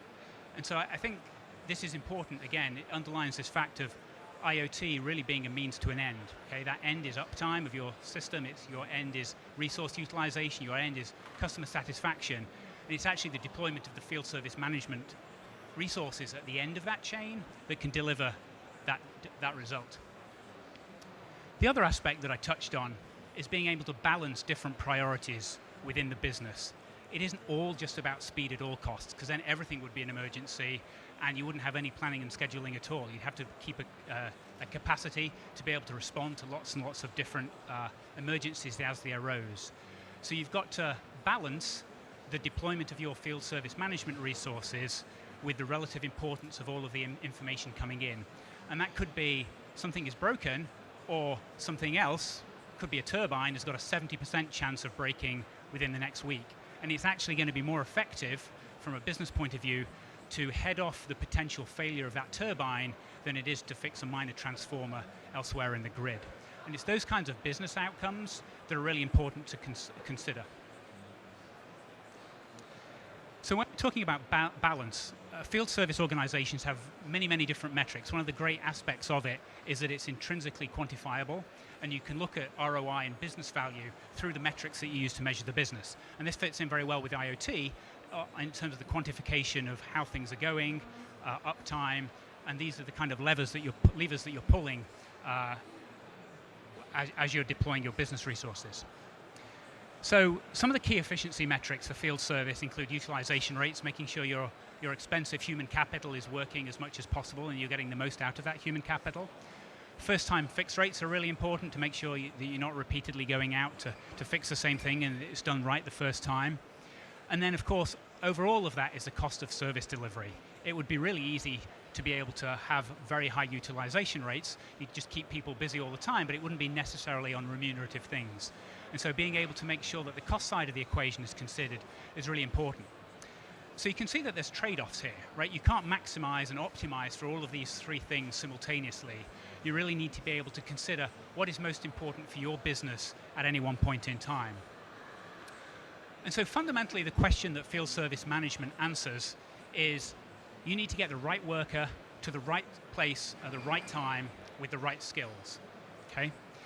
But the million-dollar question is, what does that mean? What is right for your organization, okay?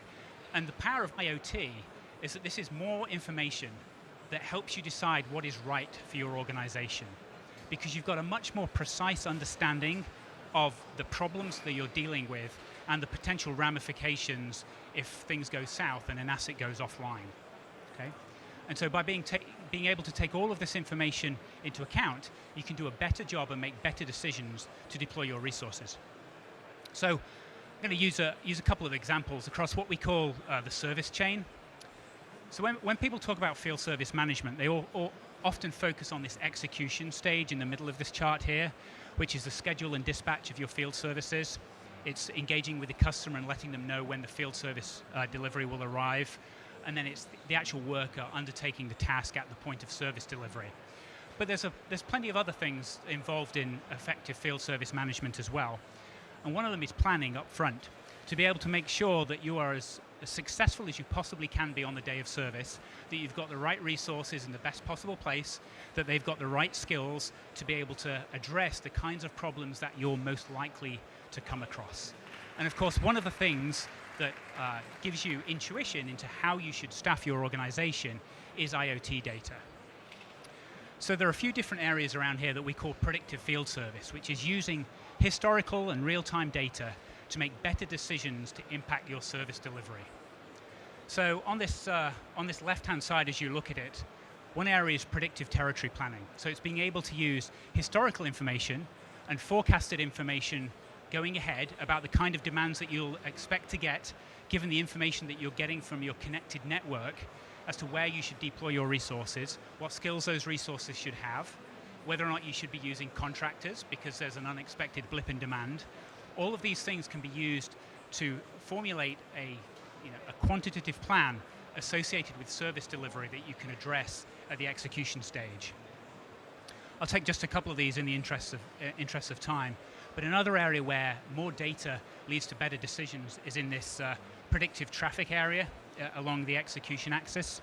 So by taking into account not just what traffic patterns are likely to be at that point of time in a particular day, but also what the real-time traffic is at that time at a particular point in day, our system can uniquely come up with the best routes for all of your field service technicians to avoid traffic, to go to the most appropriate place to solve the most appropriate problem at any one point of time. So it's again where sensor information, in this case in vehicles, can give you additional insight to be able to make you more effective. And then finally, on the right-hand side is predictive business outcomes, which talks to the ability to do simulations and business models based on historical information. So if I've got a decision whether or not to send Joe to fix the asset that's in distress, or to send Peter to fix the asset in distress, each of those have got a calculus associated with them. There's a distance that that person needs to travel. There's a likelihood of the first time fix. There's whether or not they've got the best parts to be able to address that particular problem. And by building all of that into the equation, you can make a really good decision on who best to send, and you can see what impact is likely to have on your resource utilization rate, on your travel time, and on your first time fix rates. So really powerful, like bottom line actions that IoT data provides. We've got a lot of case studies around this. Just one for an example is a case study for a major European electric utility. The advantages of field service, I think, are not just that it improves efficiency and effectiveness, and you'll see a first-time fix percentage going up 3 percentage points there, and the millions of dollars of impact, positive impact that has on your business. But it also really helps on the top line, on the customer value, the customer engagement, being able to make promises about your service delivery that you can then keep and be able to perform better in the marketplace and outwit the competition. So finally, the takeaways here is that IoT, with the amount of information that it delivers, it brings with this greater insight, actionable insight that drives real business value. It does also, you need to consider that your downstream systems that are taking that IoT data into account can react rapidly in a way that makes that IoT investment worthwhile and generates a return on investment. And that you can undertake artificial intelligence that look at patterns in the data to get really very much more precise about the decisions you make to be able to deliver valuable service to your customers. So I'll wrap up there. I'm welcome to take some more questions. I'm also happy to stand and talk to you for long periods of time at stand BK20 over the next couple of days, so don't miss out on that. But if Bob, you'd like to throw the cube around, I'll be happy to field any questions. I'd love to. Who's got a question for Paul?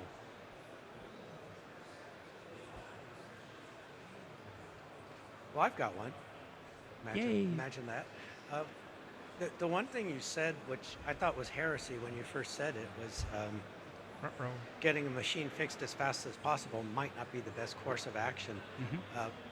Thinking about it more, that makes perfect sense. But what are some of the factors that go into deciding yes or no? Yeah, I think in many ways it's an economics problem and it's an opportunity cost problem. So you could certainly fix that problem. Mm-hmm. But what other problems are there out there, and what are the ramifications of not fixing those problems as well?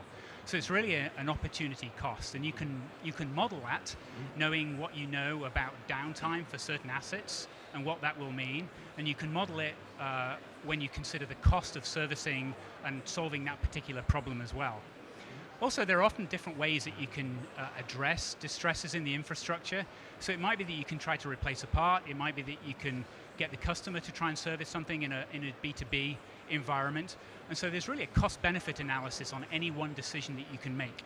So by being able to look at all of those things and assessing that opportunity cost, I think that's how you can come up with sensible answers that might not be solving the most urgent problems, but they're solving the most important ones with a better long-term economic outlook. It sounds like there's a lot of planning to get that in place, how you're going to react. There's a lot of planning and there's a lot of requirement for data, but I think that's really where IoT shines, because that is something where you're getting more and more data and you're using it in a really purposeful, clear-headed way to make business decisions. You're not just gathering it for the sake of gathering it, you're gathering it because this is giving you insight into the performance of your assets. Right. Okay. Questions? Come on, I really want to throw this thing again. Nobody? Okay. There he is. Oh. Oh, thank you.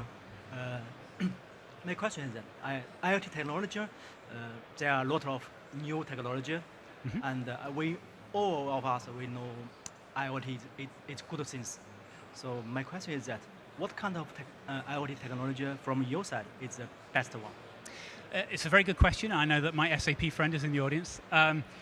So we really take the position, knowing what you know as well, that this is an embryonic future, is that we like to play with anybody and everybody's infrastructure. So I think organizations oftentimes will gravitate towards a platform, and there are obviously platforms out there that some organizations will prefer, whether or not that's Azure, whether or not that's AWS, whether or not that's Leonardo, whether or not they want a specialist like Telit.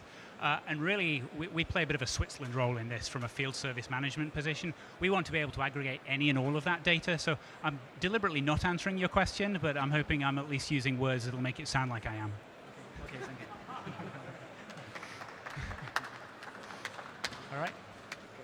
Thank you very much, everybody. I don't know how to top that, so thank you.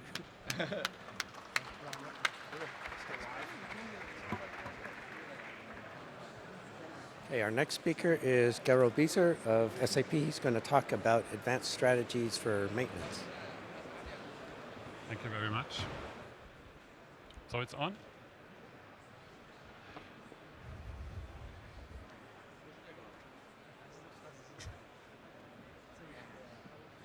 Okay, the question just came up. So as you heard, I'm with SAP, so not only in the audience, but even here now on stage.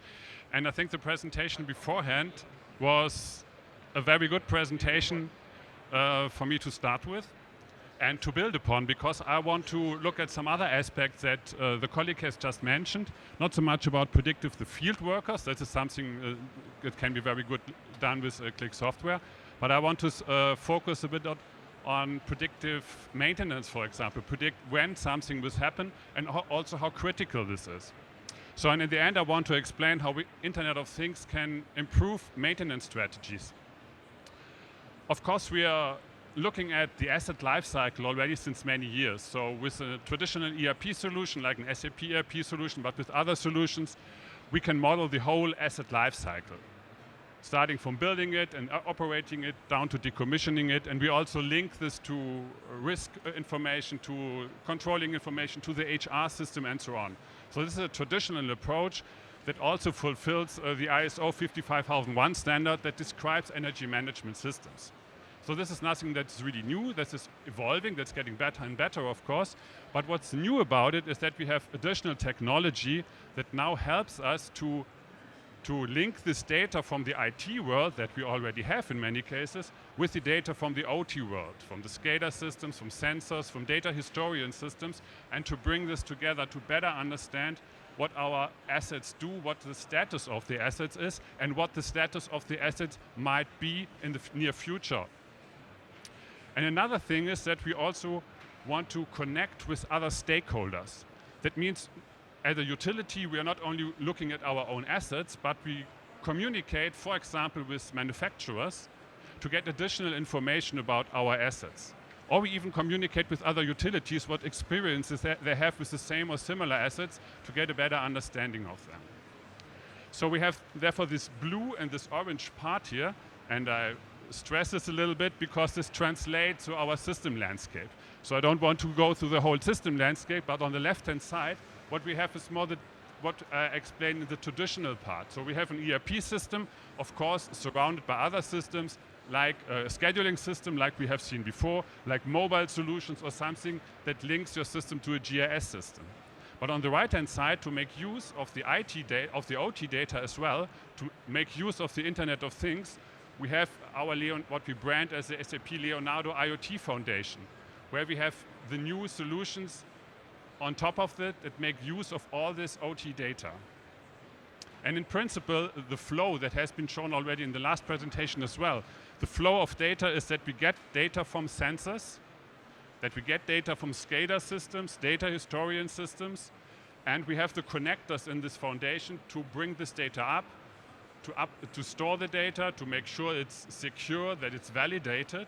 And once the data is stored and validated in this our cloud platform, we can then look at the data with different solutions. So in this case, I only mentioned solutions that are relevant for enterprise asset management. Of course, there are many other aspects. You could also look at them under a customer point of view, for example. But let's say we have our predictive maintenance and service solution that can tell you how long this asset will probably live, when you have to replace it, when you have to maintain it. Of course, then something has to happen with it.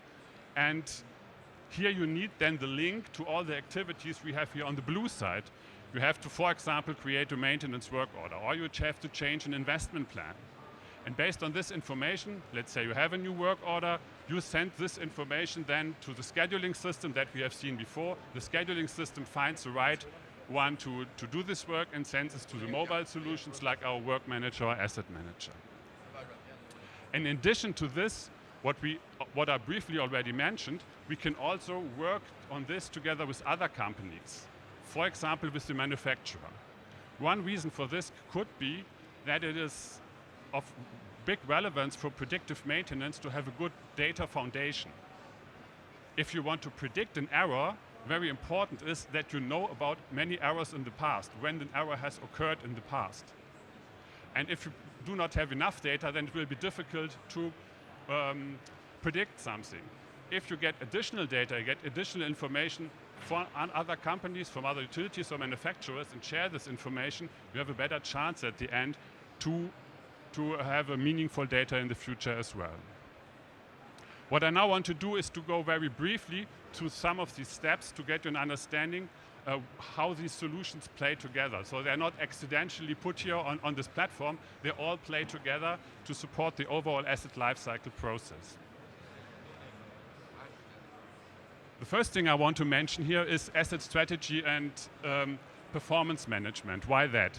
Before we really want to focus on an asset, we have to understand how critical this is.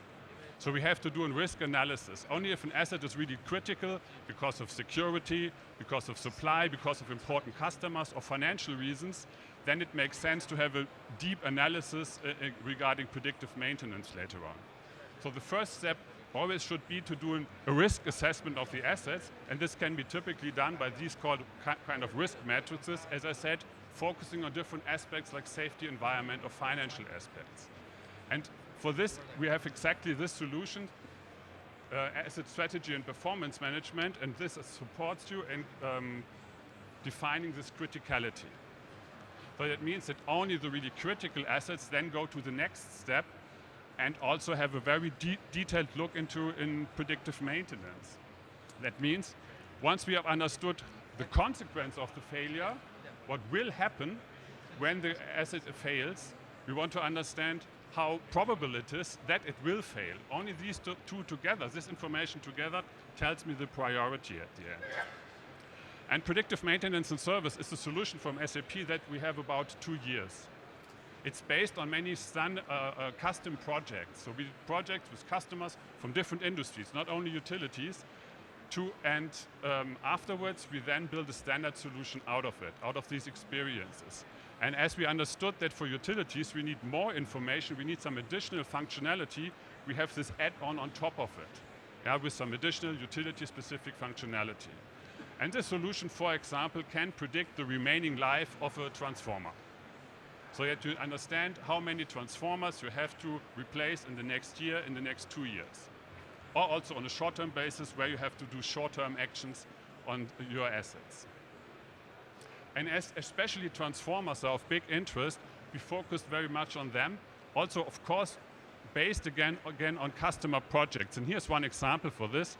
The customer here is PSE&G. And what they're having, they have transformers that bring up data every minute. Every minute they get data over a couple of years now, and they want to analyze this data in real time. So not aggregating the data first, like you would have to do it in the traditional BW system, but to really work on the real-time data. And the project that we did here is to use our in-memory technology to make this possible. So with a traditional approach, and you have 4 years of 1 minute data, you will wait for hours until you get a result of your query. So the idea here was, or the expectation here was, to get the results at your fingertip in seconds. And this is also what the customer reported here, that it went down to about 1.8 seconds. So if they analyze the remaining useful life of a transformer, they get the results directly. And what they did here is they use a standard, this IEEE standard. There was nothing that was invented by us. It was a standard given by a standard body in the US. And out of this experience, we then developed a solution to analyze transformers. So we have one of the standards in here, the IEEE methodology. We have IEC methodology from Europe. And what's here on the picture, these are Duval triangles. So I don't know if anyone here is a transformer expert, but every transformer expert probably recognizes. This is also the standard method. Again, nothing invented by SAP, but we included this in our solution.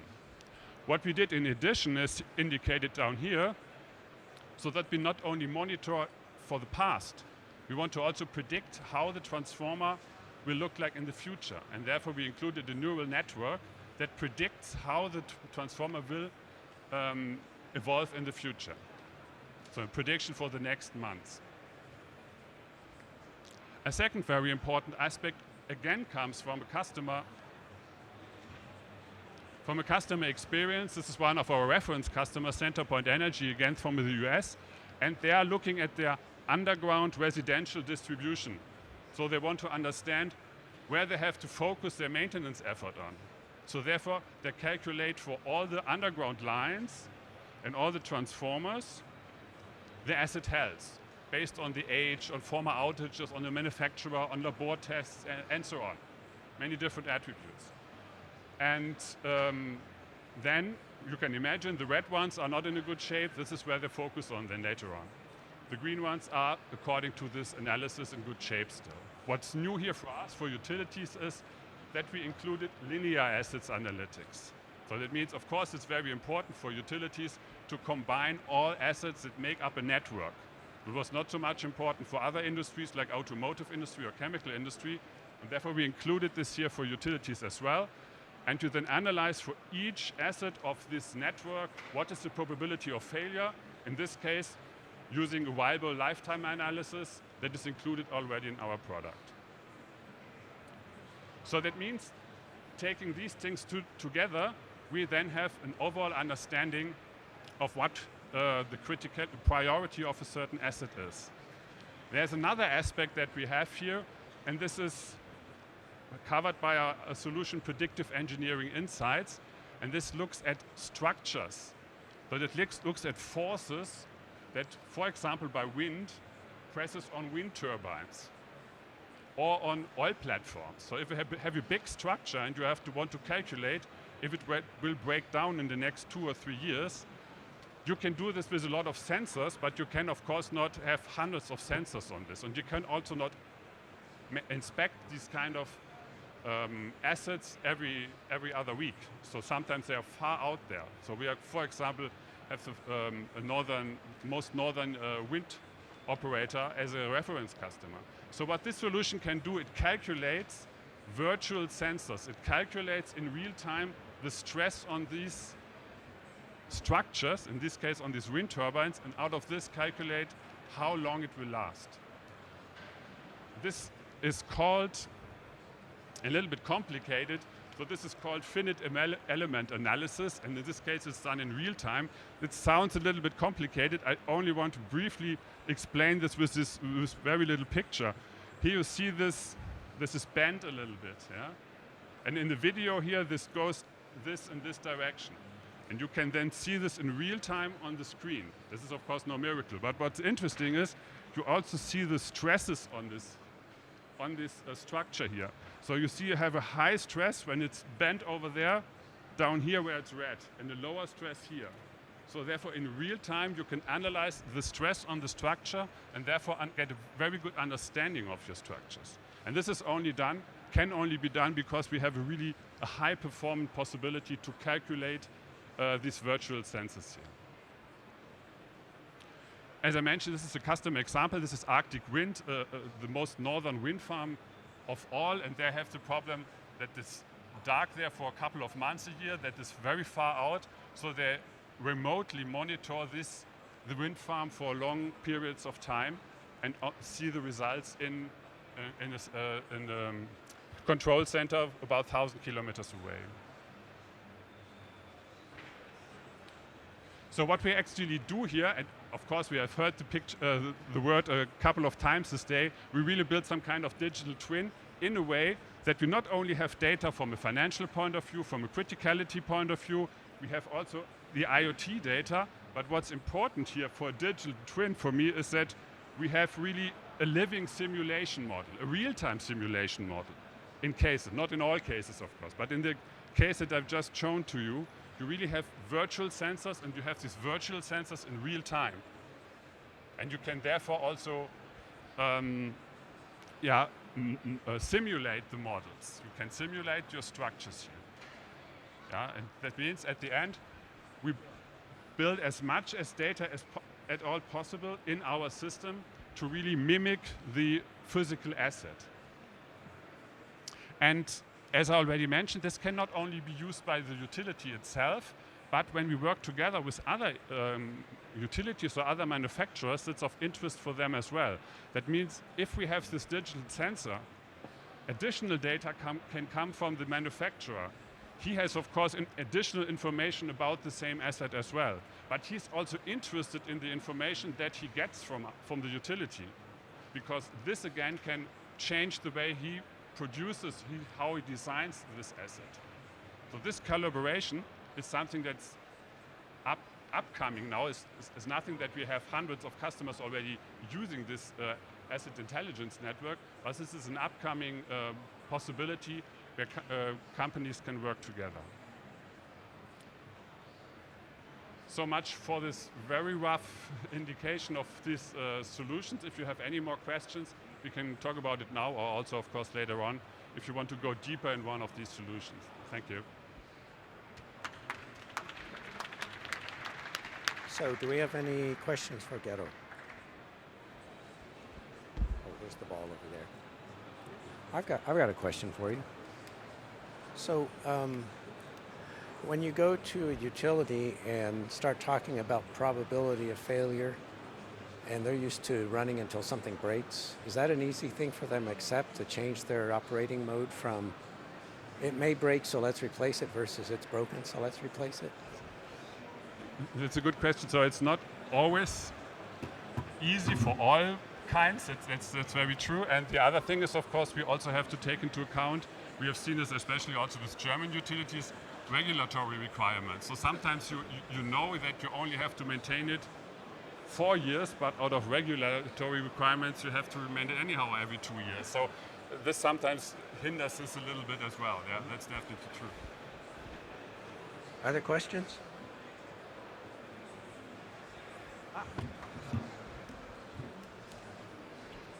Can you hear me? Yeah. My name is Matthias Vogt from CKW Switzerland.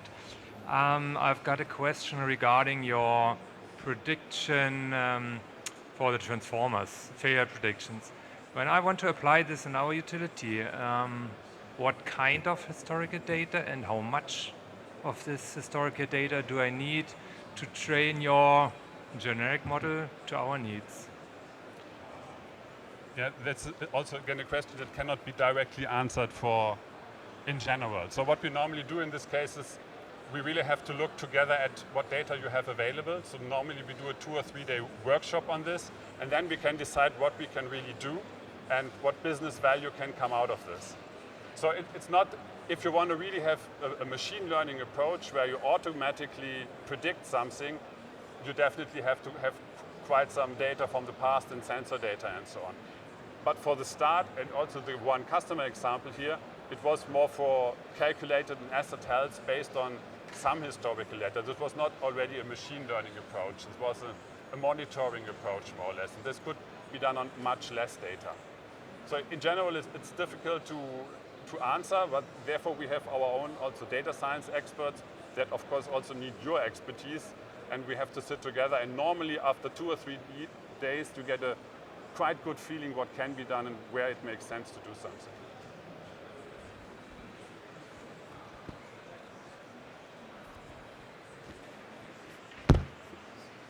Okay, thanks very much, Gail. Thank you.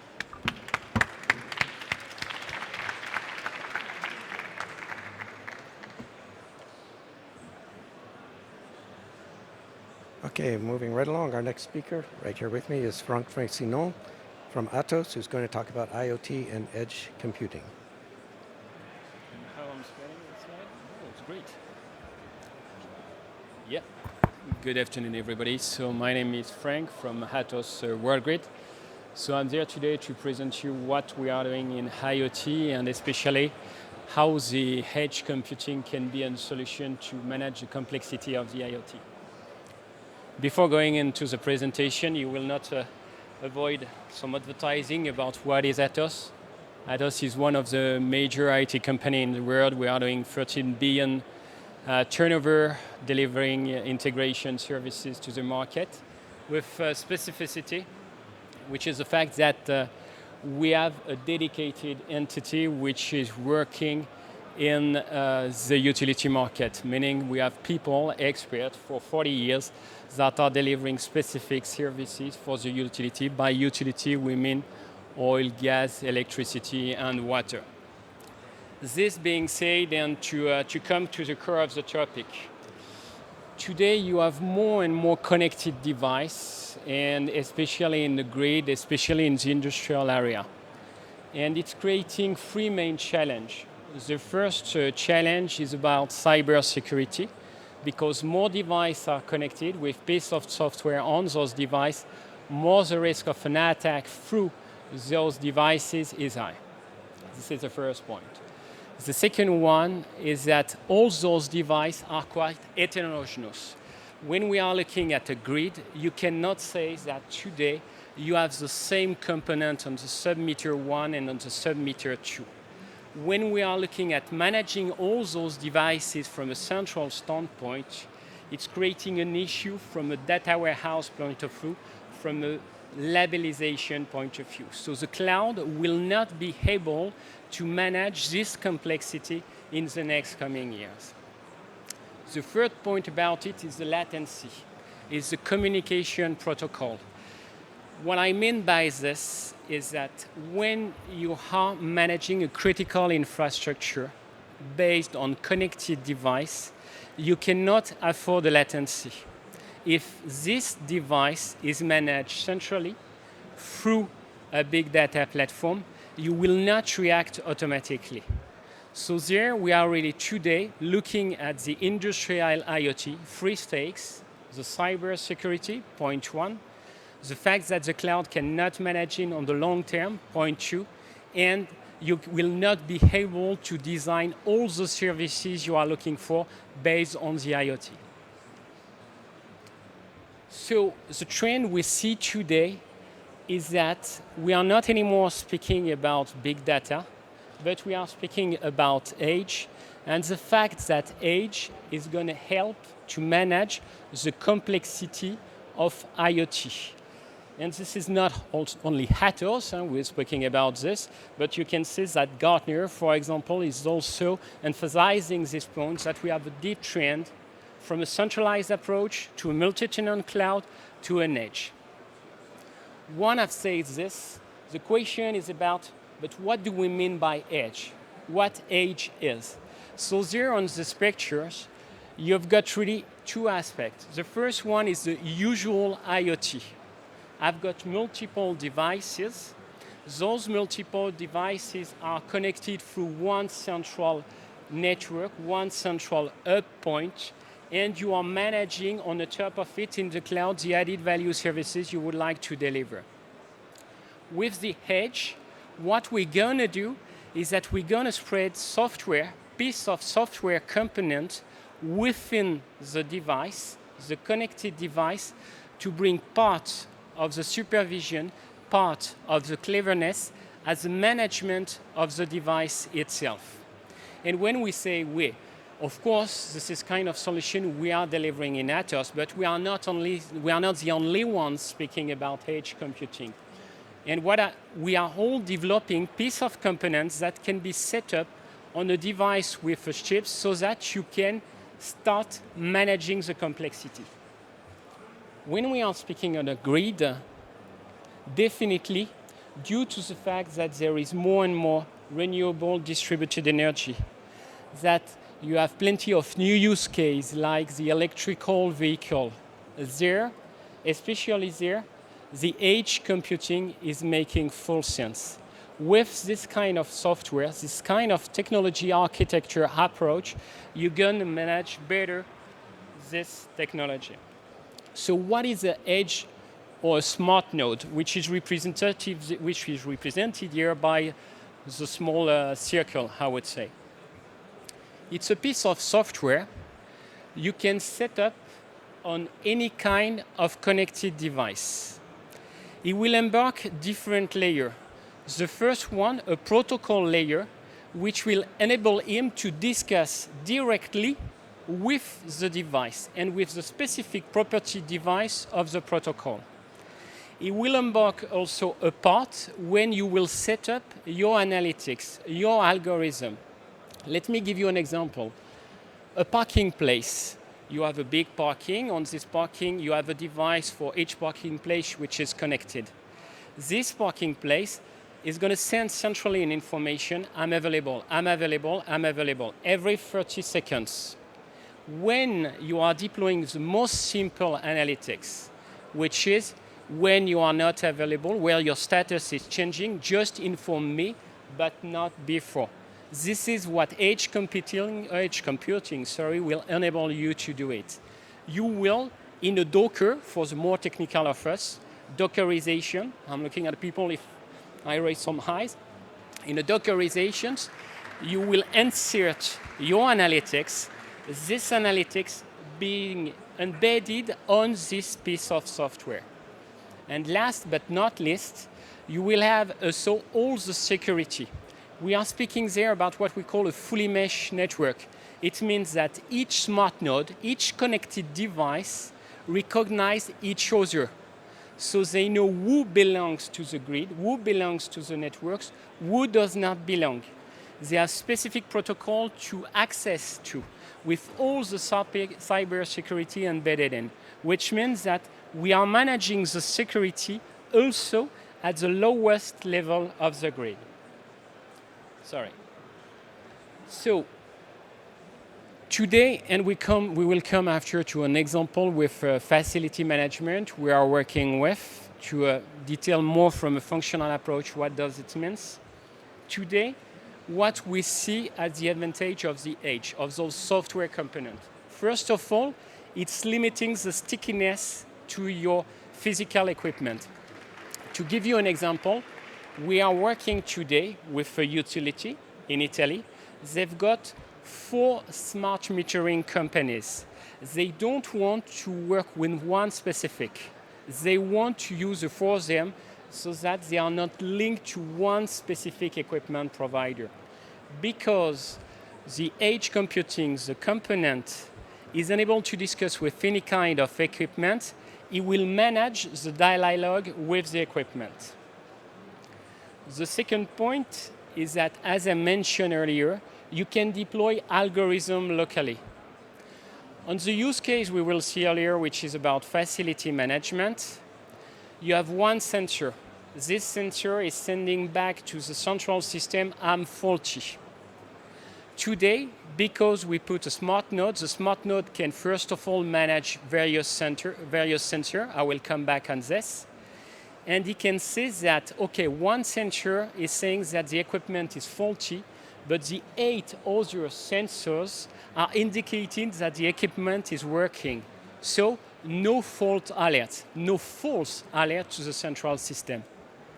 What they discover, and it was for heating system in a building, is that usually the system was faulty because someone was doing the maintenance and did not inform centrally.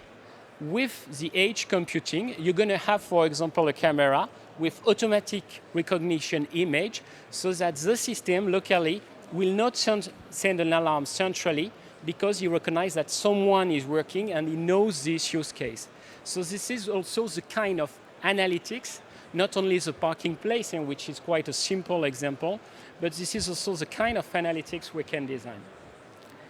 The third part is that you are also reducing the communication. When we are speaking about IoT, usually the IoT is speaking a lot. They are sending information every 30 seconds. It's not a bunch of information from a big data, a cloud point of view, but from an infrastructure, a network point of view, it's a bunch of information. And it's costly and unuseful because You are managing part of the data locally. You are preparing your data to be sent centrally. You are decreasing the number of information which is sent to the big data platform. Last but not least, the managing of the complexity. Because the data is prepared locally, it means that your central database will manage the same labelization, meaning that the vocabulary you're going to share between different equipment is the same. And you will have a fully mesh network, as I mentioned, with, in addition, the cyber security. So when we are speaking about IoT and what you really need to understand today, what is your conviction? What we deeply think is that what we do see is that when it comes to industrialize, there is a lot of more complexities than expected.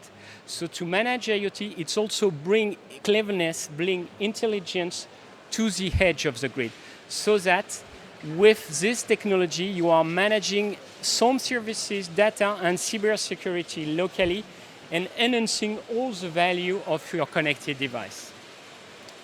Actually, this is what we are doing with a facility management. Just to give you some figure about it, this is 80,000 building we are managing there.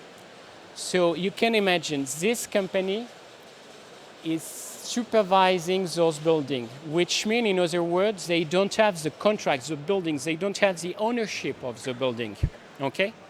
So there is a bunch of different equipment in this building. Their margin is quite low on the second part. And they need to be more and more efficient from an operational point of view, and still to provide added value services to the customer.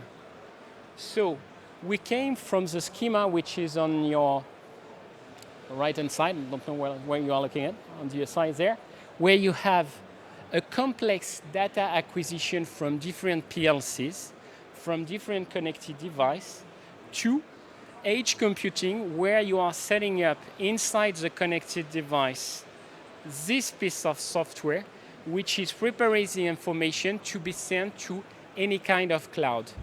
In this concrete case, we put the Google Cloud, and actually it was not this one. It was another one. And we are also working with another partner, we're in the Salesforce one. The purpose there is to create, I would say, a network of devices which recognize each other, and where you are preparing all the management of the equipment to be sent centrally. There, it's another way of seeing the same approach. When we are speaking about facility management, you are speaking about BACnet. I don't know if you are familiar with it. It's a usual protocol about Modbus. And we can see that all this is kept inside the building, and all the services are delivered after through the smart node we are setting up in the different connected device. It brings us to this kind of approach where there, at the upper level of the organizations, for the 80,000 buildings, you can get a clear vision about what is happening inside your different devices. You get a limited number of false alarm because most of the complexity is managed locally. You've got all information you may look for, like GIS information, and you can start build what we are calling a digital twin. The digital twin, when we are speaking about IoT, is the next stage, is how I can have a virtual vision about what is happening locally. But usually what is happening locally is quite difficult to get an exact data. Because you are using tomorrow edge computing, you will make it smoother your approach toward what we are calling today a digital twin. Another project we were doing was for GEG. GEG is Gaz Électricité de Grenoble. They are located in the southeast of France. And same there, we set up locally to balance heating system, really to do energy transition between the heating systems and what was the water heating system and the cogeneration system. We set up the smart node in a PLC so that the algorithms are locally and are managing this part of the grid locally, still being part of a larger ecosystems. 5 minutes. So when it came to the So the conclusion is that what I mentioned earlier is that really this, when we are looking at an approach today, the IoT approach is not just to monitor, to supervise connected device. The IoT is here because you're going to bring and grasp data into a larger big data platform, create added value services. The edge computing is really the part that's going to support what we are calling the southbound connectivity. And the southbound connectivity is how I'm going to manage the complexity of those different devices. How I'm going to prepare the data so that once the data is in my central platform, I get a perfect vision about what is happening. And this is because we've got this kind of approach that today, when we are looking at the renewable energy, we've been able to design full digital twin based on edge computing for renewable farms. And there the purpose was the same. And even worse is that when you are looking at a renewable farm, you can lose the communication to your farm, especially if we are speaking about offshore farm. You can also lose part of the data. Because you are using edge computing, you are in a position where you are buffering the data. The system, even if it's disconnected from the central point, still independently manage itself and will send back the information and what he has done autonomously, locally, to the central platform and to your digital twin. So in one word, this is what we think today in Atos is really the next step for two trends. The first one is how to manage IoT from a cybersecurity, complexity of this different equipment, but also how to meet the promise the big data is making. The promise is that tomorrow you're going to have a clean data on top of which you will be in a position to design perfect algorithm. This is only feasible if your data is clean.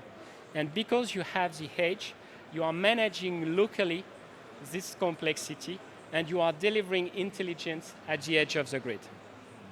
So I think I lost my... Okay. Is this on? Can you guys hear me? So any questions for Franck? Oh, okay. You ready?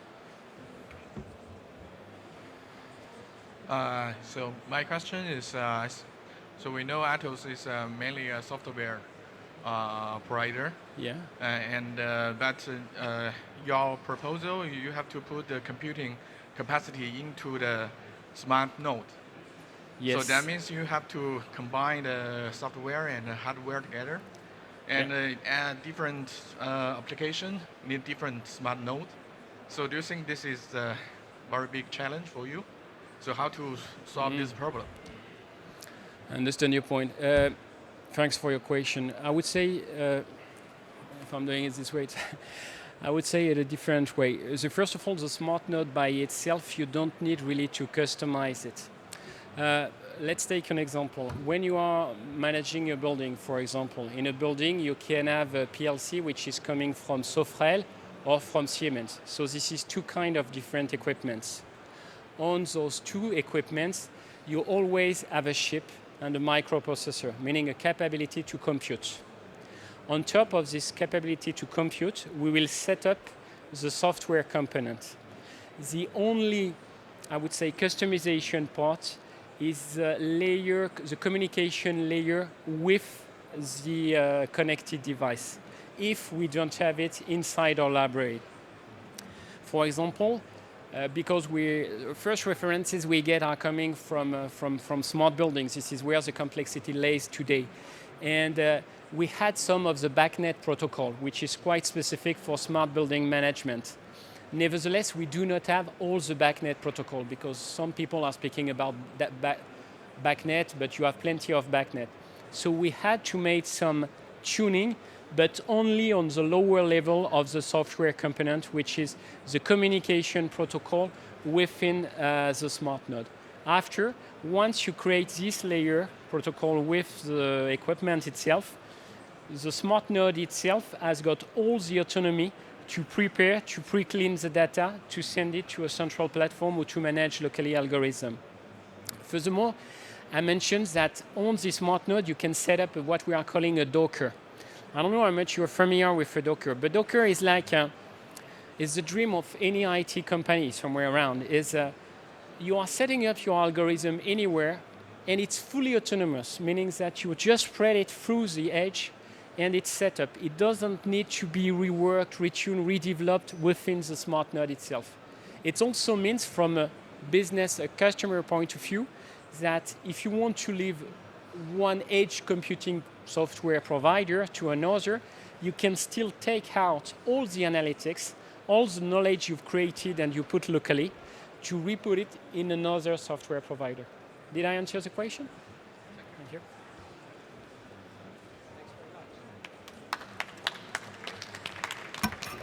Okay.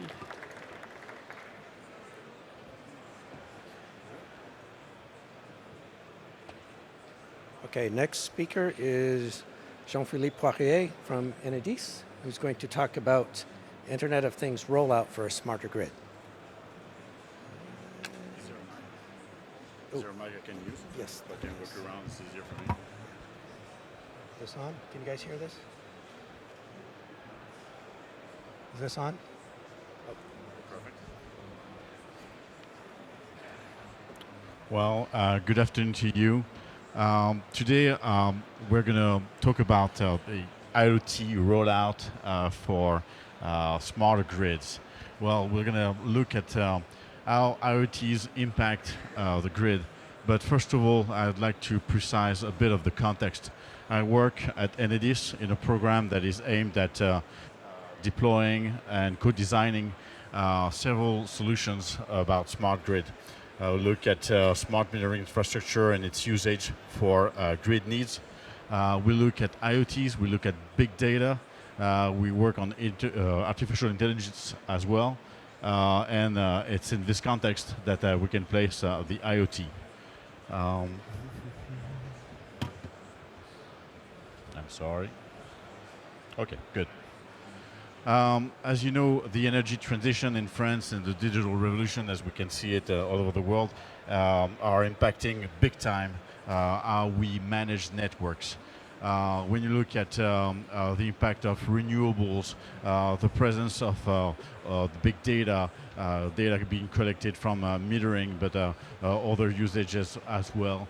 And looking at solar, renewables, wind power, I mentioned it, looking at electric vehicles and their development, all of those things are moving forward with us controlling any of it. We're just basically accompanying it and making sure that it works for the best. Essentially, what it means is we as Enedis are working from moving from a distribution network management kind of enterprise, but we're looking at a distribution system operator now. So that means that when you look at all those stakeholders, they are not interacting with us remotely, they're tightly integrated with us. We cannot move forward without making sure that all of their challenges are met at the same time. That leads us to mentioning how does Enedis, how do we do in order to face these needs and these huge challenges? Well, tons of solutions are put in place, but we're going to be talking about IoTs today, so I'll just focus on that. When you look at IoTs, IoTs encompassing smart metering as well. When you look at these deployments, what are you going to look for? You're going to look for beta maintenance. You're going to be looking for improved fieldwork safety. You're going to be looking for crisis management as well, operations efficiency in the field, but as well an outage time reduction. I'll be coming back on that because it's very important and it works big time. First of all, you probably heard about Linky. Linky is a smart metering infrastructure that is deployed in France. This Linky infrastructure helps us not only doing the metering job, as you can see, but also anticipate, detect, localize, and very much response faster on incident on the grid. I'll be coming back on that as well, but it's very interesting to notice the architecture of Linky. As you can see, probably can see from the back, we've got the meter, Linky itself, a Linky concentrator, a hub, so basically an aggregator of data, and then communication, and then information system that you're going to be able to apply treatment on. I'll try that if it works. Looking at the way that, do you have a way to to play the video by itself? Because I don't know if it's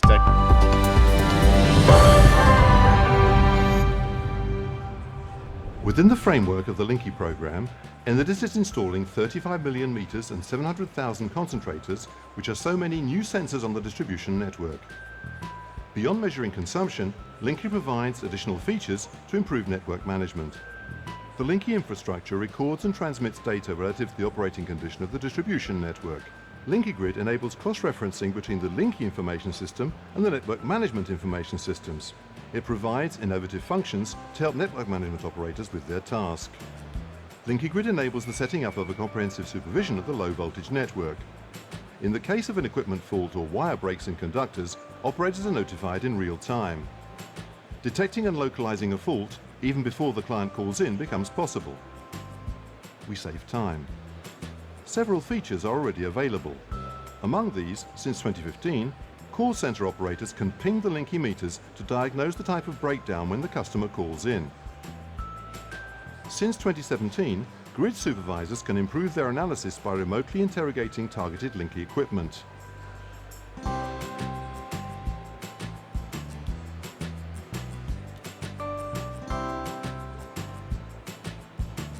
Beyond real time, Linky Grid helps cartographers reinforce the geographical information system accuracy, especially by associating customers' meters with their secondary substation and even with their low voltage phase. Linky Grid is, lastly, an improvement in the monitoring of power quality thanks to a better knowledge of outages and voltage excursions experienced by customers. When they are compared to information from the network, these contextualized data help to address customer complaints more efficiently. Beyond that, when abnormal network situations are detected, these are subject to closer and automated observation. Using the data collected as a starting point, algorithms can suggest simple field actions, which then enables investments to be better targeted.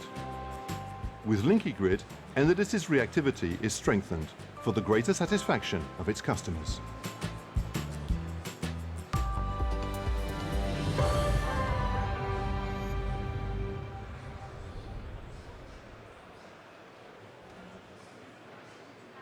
Well, thank you for paying attention to this video, which I believe is quite well put together, and I couldn't have done a better job than what it does. Looking at what Linky does, it's one of the Internet of Things, one of the connected objects that we have, but we have others, obviously. You look at this schematic, looks very much like the previous one. We're going to be looking at sensors that are going to be transmitting information back to a centralized platform where data treatment is going to be happening. Looking at the first one, and I took the opportunity to bring one along with me, because obviously not every connected object can be carried this way. What this is just a flood detector. It's simple, nothing fancy, but that helps a lot when you look at crisis management situations. Imagine floods, obviously, and the impact of floods on customer satisfaction, where obviously if you know ahead of time that there's going to be an impact on this or the other one, secondary substation, you're going to be able to have your field workforce interact very quickly and plan ahead and warn customers that they're going to be cut off for some time. It works big time on customer satisfaction, but it's just one example of connected objects. This is not alone, obviously. As most of you know, we've got on overhead lines in medium voltage, we've got fault detectors. These detectors are very convenient, but the fact is they can see that the default current was downstream, but obviously you need to go and place yourself at the bottom of a fault detector to know that the current and the default was downstream. Obviously, if you know remotely that this or this happened, you save time. And this is what we save with a fault detector that is connected to the internet. That helps us not only localize faster, less risk for people that are going to be working on it, and reduce outage time in the end. Well, nothing fancy with this picture. It's just an example of a platform. I think that one of the critical assets that we have in the IoT platform that we developed at Enedis is that we've got a technology agnostic platform. Every connected object has got its information retrieved to a single platform. Nothing that I believe if you guys are have operators, you don't want your guys to have several screens. You want one single interface. Well, we can come back on that if you want. It's a bit of extension, somewhat. It's not an IoT per se, but I think when you look at the field workforce, you need to be focused on making their job easier. One of the complexity of the workforce interactions is coming from the diversity of switchgear that we have on the grid. When you've got on your tablet an application that is able to recognize 100% sure what is this type of switchgear and what are the safety instructions associated with that, I think you guys are safer, and you're thinking that my guys are going to be becoming healthier in the evening. So this is, by extension, an IoT.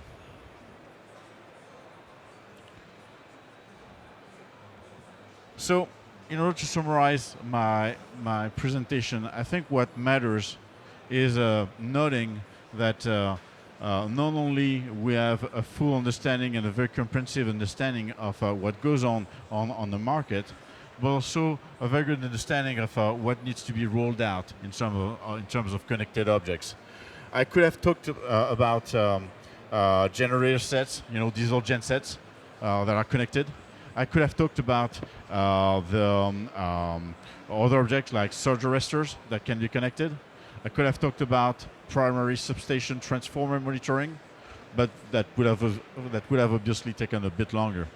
So, as a summary, I think what is important is to notice that Enedis is industrializing technologies that are going to be putting itself on the map of utilities that are at the forefront of the energy transition. Thank you for your attention. I think if you guys have any questions, I'd be happy to answer it.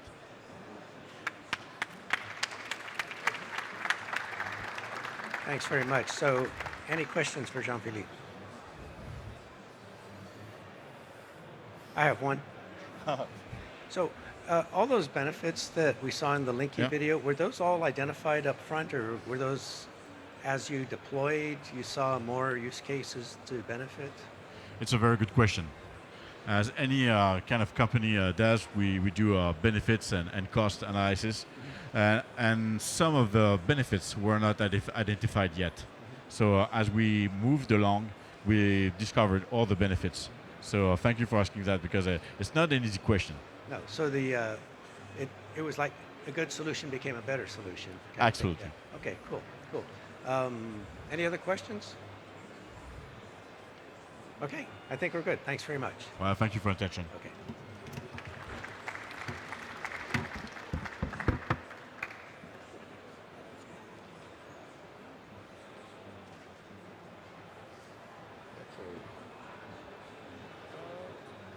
The slides is right here, right? Yep. It's gone here. Oh, there we go. Okay, thanks very much for your attention. We have one more presentation today. Roger Segura of Greencom is going to talk about digitalized and decentralized energy communities and how they can disrupt today's business. So I'll get your slides going here. Thanks, Bob, for the introduction. Good afternoon, ladies and gentlemen. My name is Roger Segura. I work from Greencom Networks. And today I want to share with you our vision of how energy communities will disrupt today's business.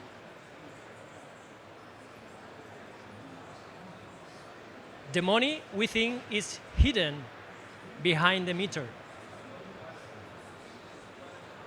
Decentralized energy resources, production, storage, and consumption optimization, and new services.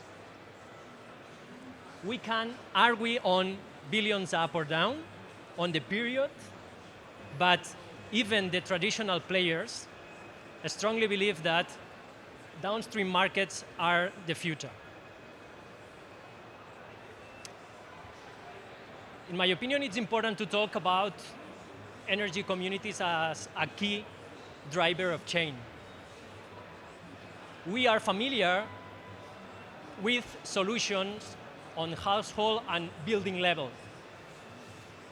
But the reality is that if we want to reach and achieve global impacts, global targets like 2020, we need to leverage in energy communities. Energy communities are aggregators by nature that can be managed by themselves or managed by third parties. If we think about decentralized energy resources management, it has a small impact if we think about household or building level. However, if we think about energy communities, it has a huge impact, and economies of scale will drop prices, increase return of investments, and build profitable business cases. If we think about optimization, only local optimization, it's not enough to achieve global impact. We need to think about energy communities again. In the university, many years ago, I learned that the sum of local optimum hardly ever is the global optimum. And leveraging on energy communities, we can search for these global optimums. New services, especially on the residential segment, it's unclear the business case. However, if we focus on the energy communities, we easily think about economies of scale, minimum volumes to trade in the wholesale markets, etc., etc. We can talk about profitable business cases. That's why we think energy communities are key for this change. Now, I would like to talk about some examples to show you how these centralized businesses will transform to decentralized and digital businesses. Utilities will sell services, not kilowatt hours. For example, they will install and finance solar panels and batteries, and they will offer carefree flat rate during 20 years to hedge your energy costs. And by the way, they will also use the excess energy to trade on the wholesale markets. We can also think about 21 degrees as a service. They will offer products that, depending on the comfort temperature you demand, the price will be different. And we also can think about new business models, like sharing energy in this sharing economy era that we are living in. Sharing facilities to generate energy and share it or sell it. Sharing energy to fight against energy poverty. We can also think about peer-to-peer energy trading, connecting different members of the community and enabling this peer-to-peer trading. And we can also think about demand response programs and flexibility trading. In addition to this participation in the wholesale market, we are aggregating a lot of energy to get to the minimum volumes to be sold in the wholesale markets, spot, intraday, or even balancing markets when regulation allows it. And of course, these economies of scale and electrification is attracting new players and changing the role of traditional players. For example, OEMs, car manufacturers are entering in the energy and the batteries business. Device manufacturers are not just hardware manufacturers anymore. They are offering services. Telcos, they are adding electricity retail at their portfolio. They are not just selling mobile, internet, or TV. Oil and gas, electrification is eroding its core business. So they are getting into the electricity retail business.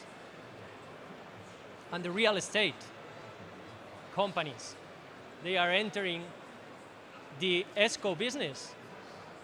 What if they increase your rental fee and they offer energy for free? And they can also trade with the excess of energy in the wholesale markets. I hope this helps you to understand why we think in our vision that communities are key in this transformation.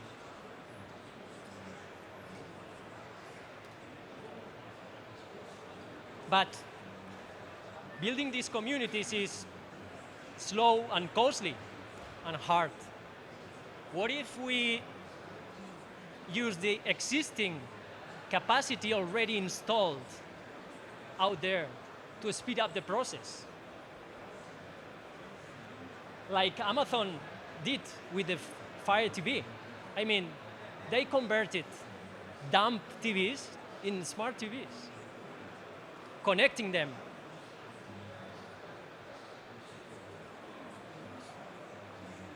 Greencom Networks is the research and development department of Greencom Networks is working with Infineon to safely connect existing energy devices and building business models around that to enable distribute demand response programs and flexibility trading.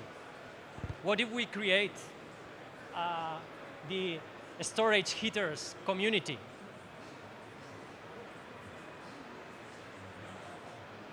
Communities, by definition, are either a group of people living in the same place or a group of people sharing interests, motivations, or other characteristics.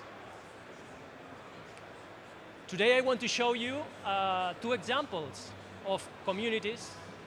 One is a decentralized community, the Greencom Energy Community Living Lab. We built that in order to test devices, test optimization algorithms, and test business models.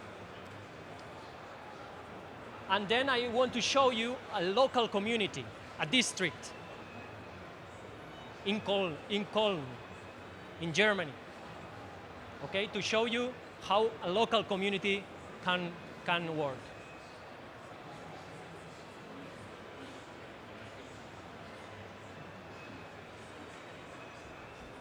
So with our product called Mesh, you can see we show overall generation and overall consumption and benchmarking and gamification. We have this community level view, and this is the foundation for business models for the future, like peer-to-peer trading, etc.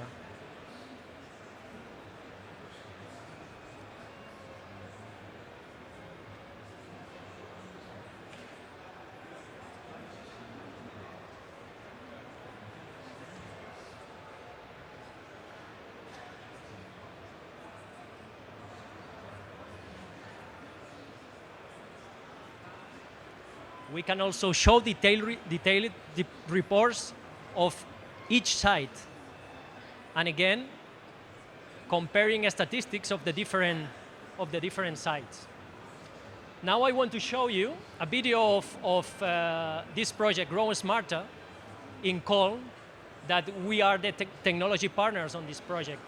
And it shows clearly what's a local community at, how we can imagine and how we can create business models around this. For modern cities, environmental protection plays an ever more important role. This is why the 3 European metropolises, Barcelona, Stockholm and Cologne, are jointly starting the Grow Smarter project to use energy more efficiently, reduce greenhouse gas emissions and promote renewable energy. The EU sponsors the necessary ambitious mobility, energy, information and communication projects with 25 million euros in all. Rheinenergie, the city of Cologne and several partners will seize the opportunity to make the Mulheim district, and in particular the local Stegerwald-Siedlung neighborhood, a lighthouse project in terms of energy management, information and communication technology and mobility. For the people living in Stegerwald-Siedlung, this means numerous innovations. PV systems on the roofs of the buildings which store excessive energy and rechargeable batteries, drive heat pumps and deliver keen energy, called Mieterstrom. The configuration of apartments with a smart home system, organization and billing via a neighborhood management system, and finally, the use of electric mobility in the neighborhood. A mobility app is meant to ensure that the residents can organize carpools or book bicycles or electric cars at the car sharing company. The plan is to establish a central key mobility hub where the vehicles are parked and the remaining charge will transfer to other vehicles via the neighborhood management system that have been booked by other residents. Additionally, vehicles get their energy from local energy storage systems. Via computer, smartphone or tablet, the residents can keep themselves informed about their current electricity consumption at any time. The smart networking of the Stegerwald-Siedlung allows energy and mobility to be used and linked efficiently, because now the production and supply of energy can be exactly adjusted to the needs of residents. Grow Smarter allows CO2 emissions in the residential area to be reduced by up to 60% and reliance on external energy by up to 70%. With Grow Smarter, our 3 cities are taking another step towards ecological energy management, allowing them to become a trendsetter for the whole of Europe.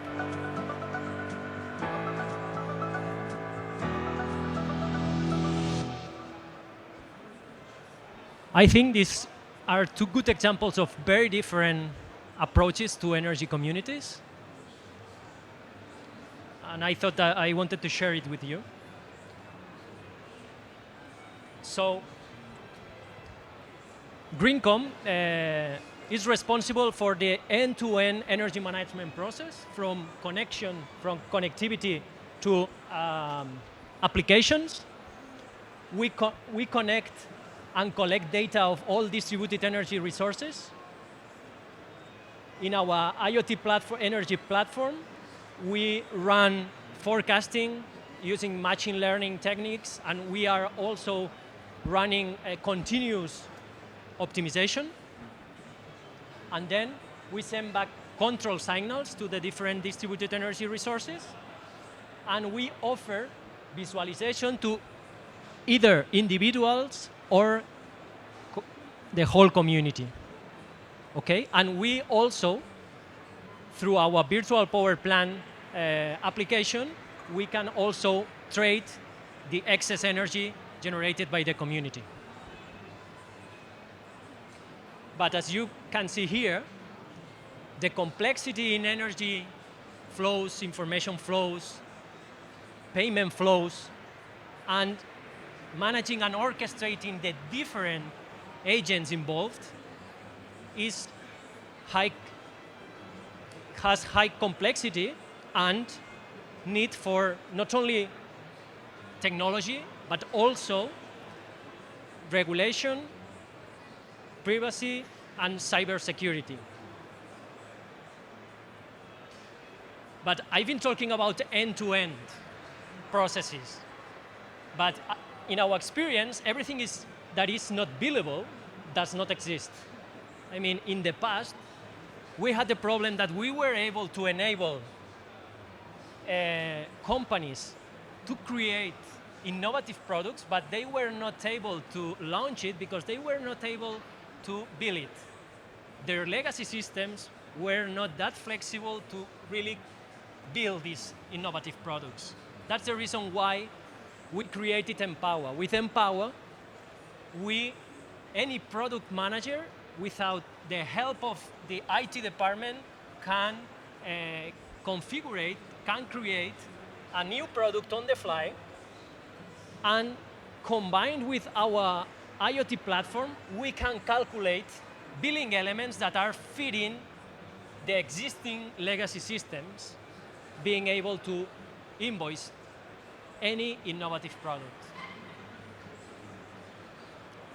Thank you very much for your attention. I hope that if you have if you need a technology partner to really help you to transform today's business into the future business in the industry, please approach to me and we can talk to explore a fruitful collaboration. Thank you very much.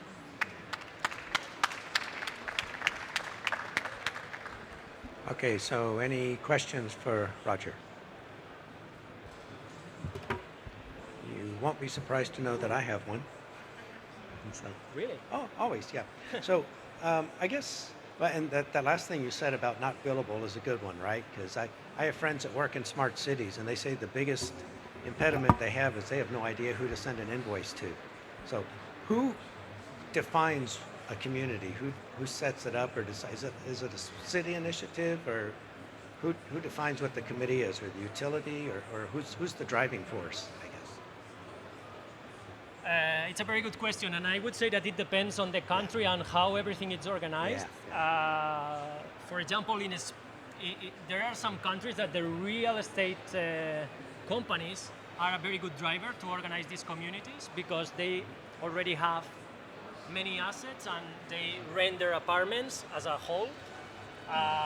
Like, for example, the example I showed you, it's a clear example of this. But in other places, I think that also the smart cities have a big role there to at least orchestrate the different agents to make this happen. But yeah, I would say that it depends on the country and how everything works because it's different depending on the country. Yeah, very much so. Okay, Thank questions? Anybody? I wanted to know, I live in Texas, I wanted to know if you could give me that 21 degrees as a service. Okay. I would very much like that. So, Thank you. One other, I hope this isn't a killer question. When you're talking about peer-to-peer trading, and you hear that, right? That I have solar and you do not, so I want to sell you my extra energy. I've heard people say that blockchain will make that happen, and I've heard other people say blockchain will make that impossible. Do you have an opinion on that? Sorry, I promise no hard questions. But again, a hard question. As you saw in the presentation, when I presented that, I said that using blockchain technologies of others. Yeah. I mean, I'm not 100% sure that blockchain is the right technology. There are many different opinions about that. And to be honest, in our case, we are quite agnostic. We have experience with blockchain. We have used Ethereum and we have played around with this technology. We want to be ready for that, but we are open to live different technologies in this area. So, to be honest, I'm not able to answer. This will be the technology that will impose in the future. I don't think anyone can. Okay. So yeah. Okay. Other questions? Anything? Okay, I think that's our session for today. I didn't think I'd finish it talking into a box, but okay. Thanks everybody for staying here this late. This was one of the best presentations we had, so staying here was definitely worth your time. Let's thank Roger again, and then thanks everybody for being here.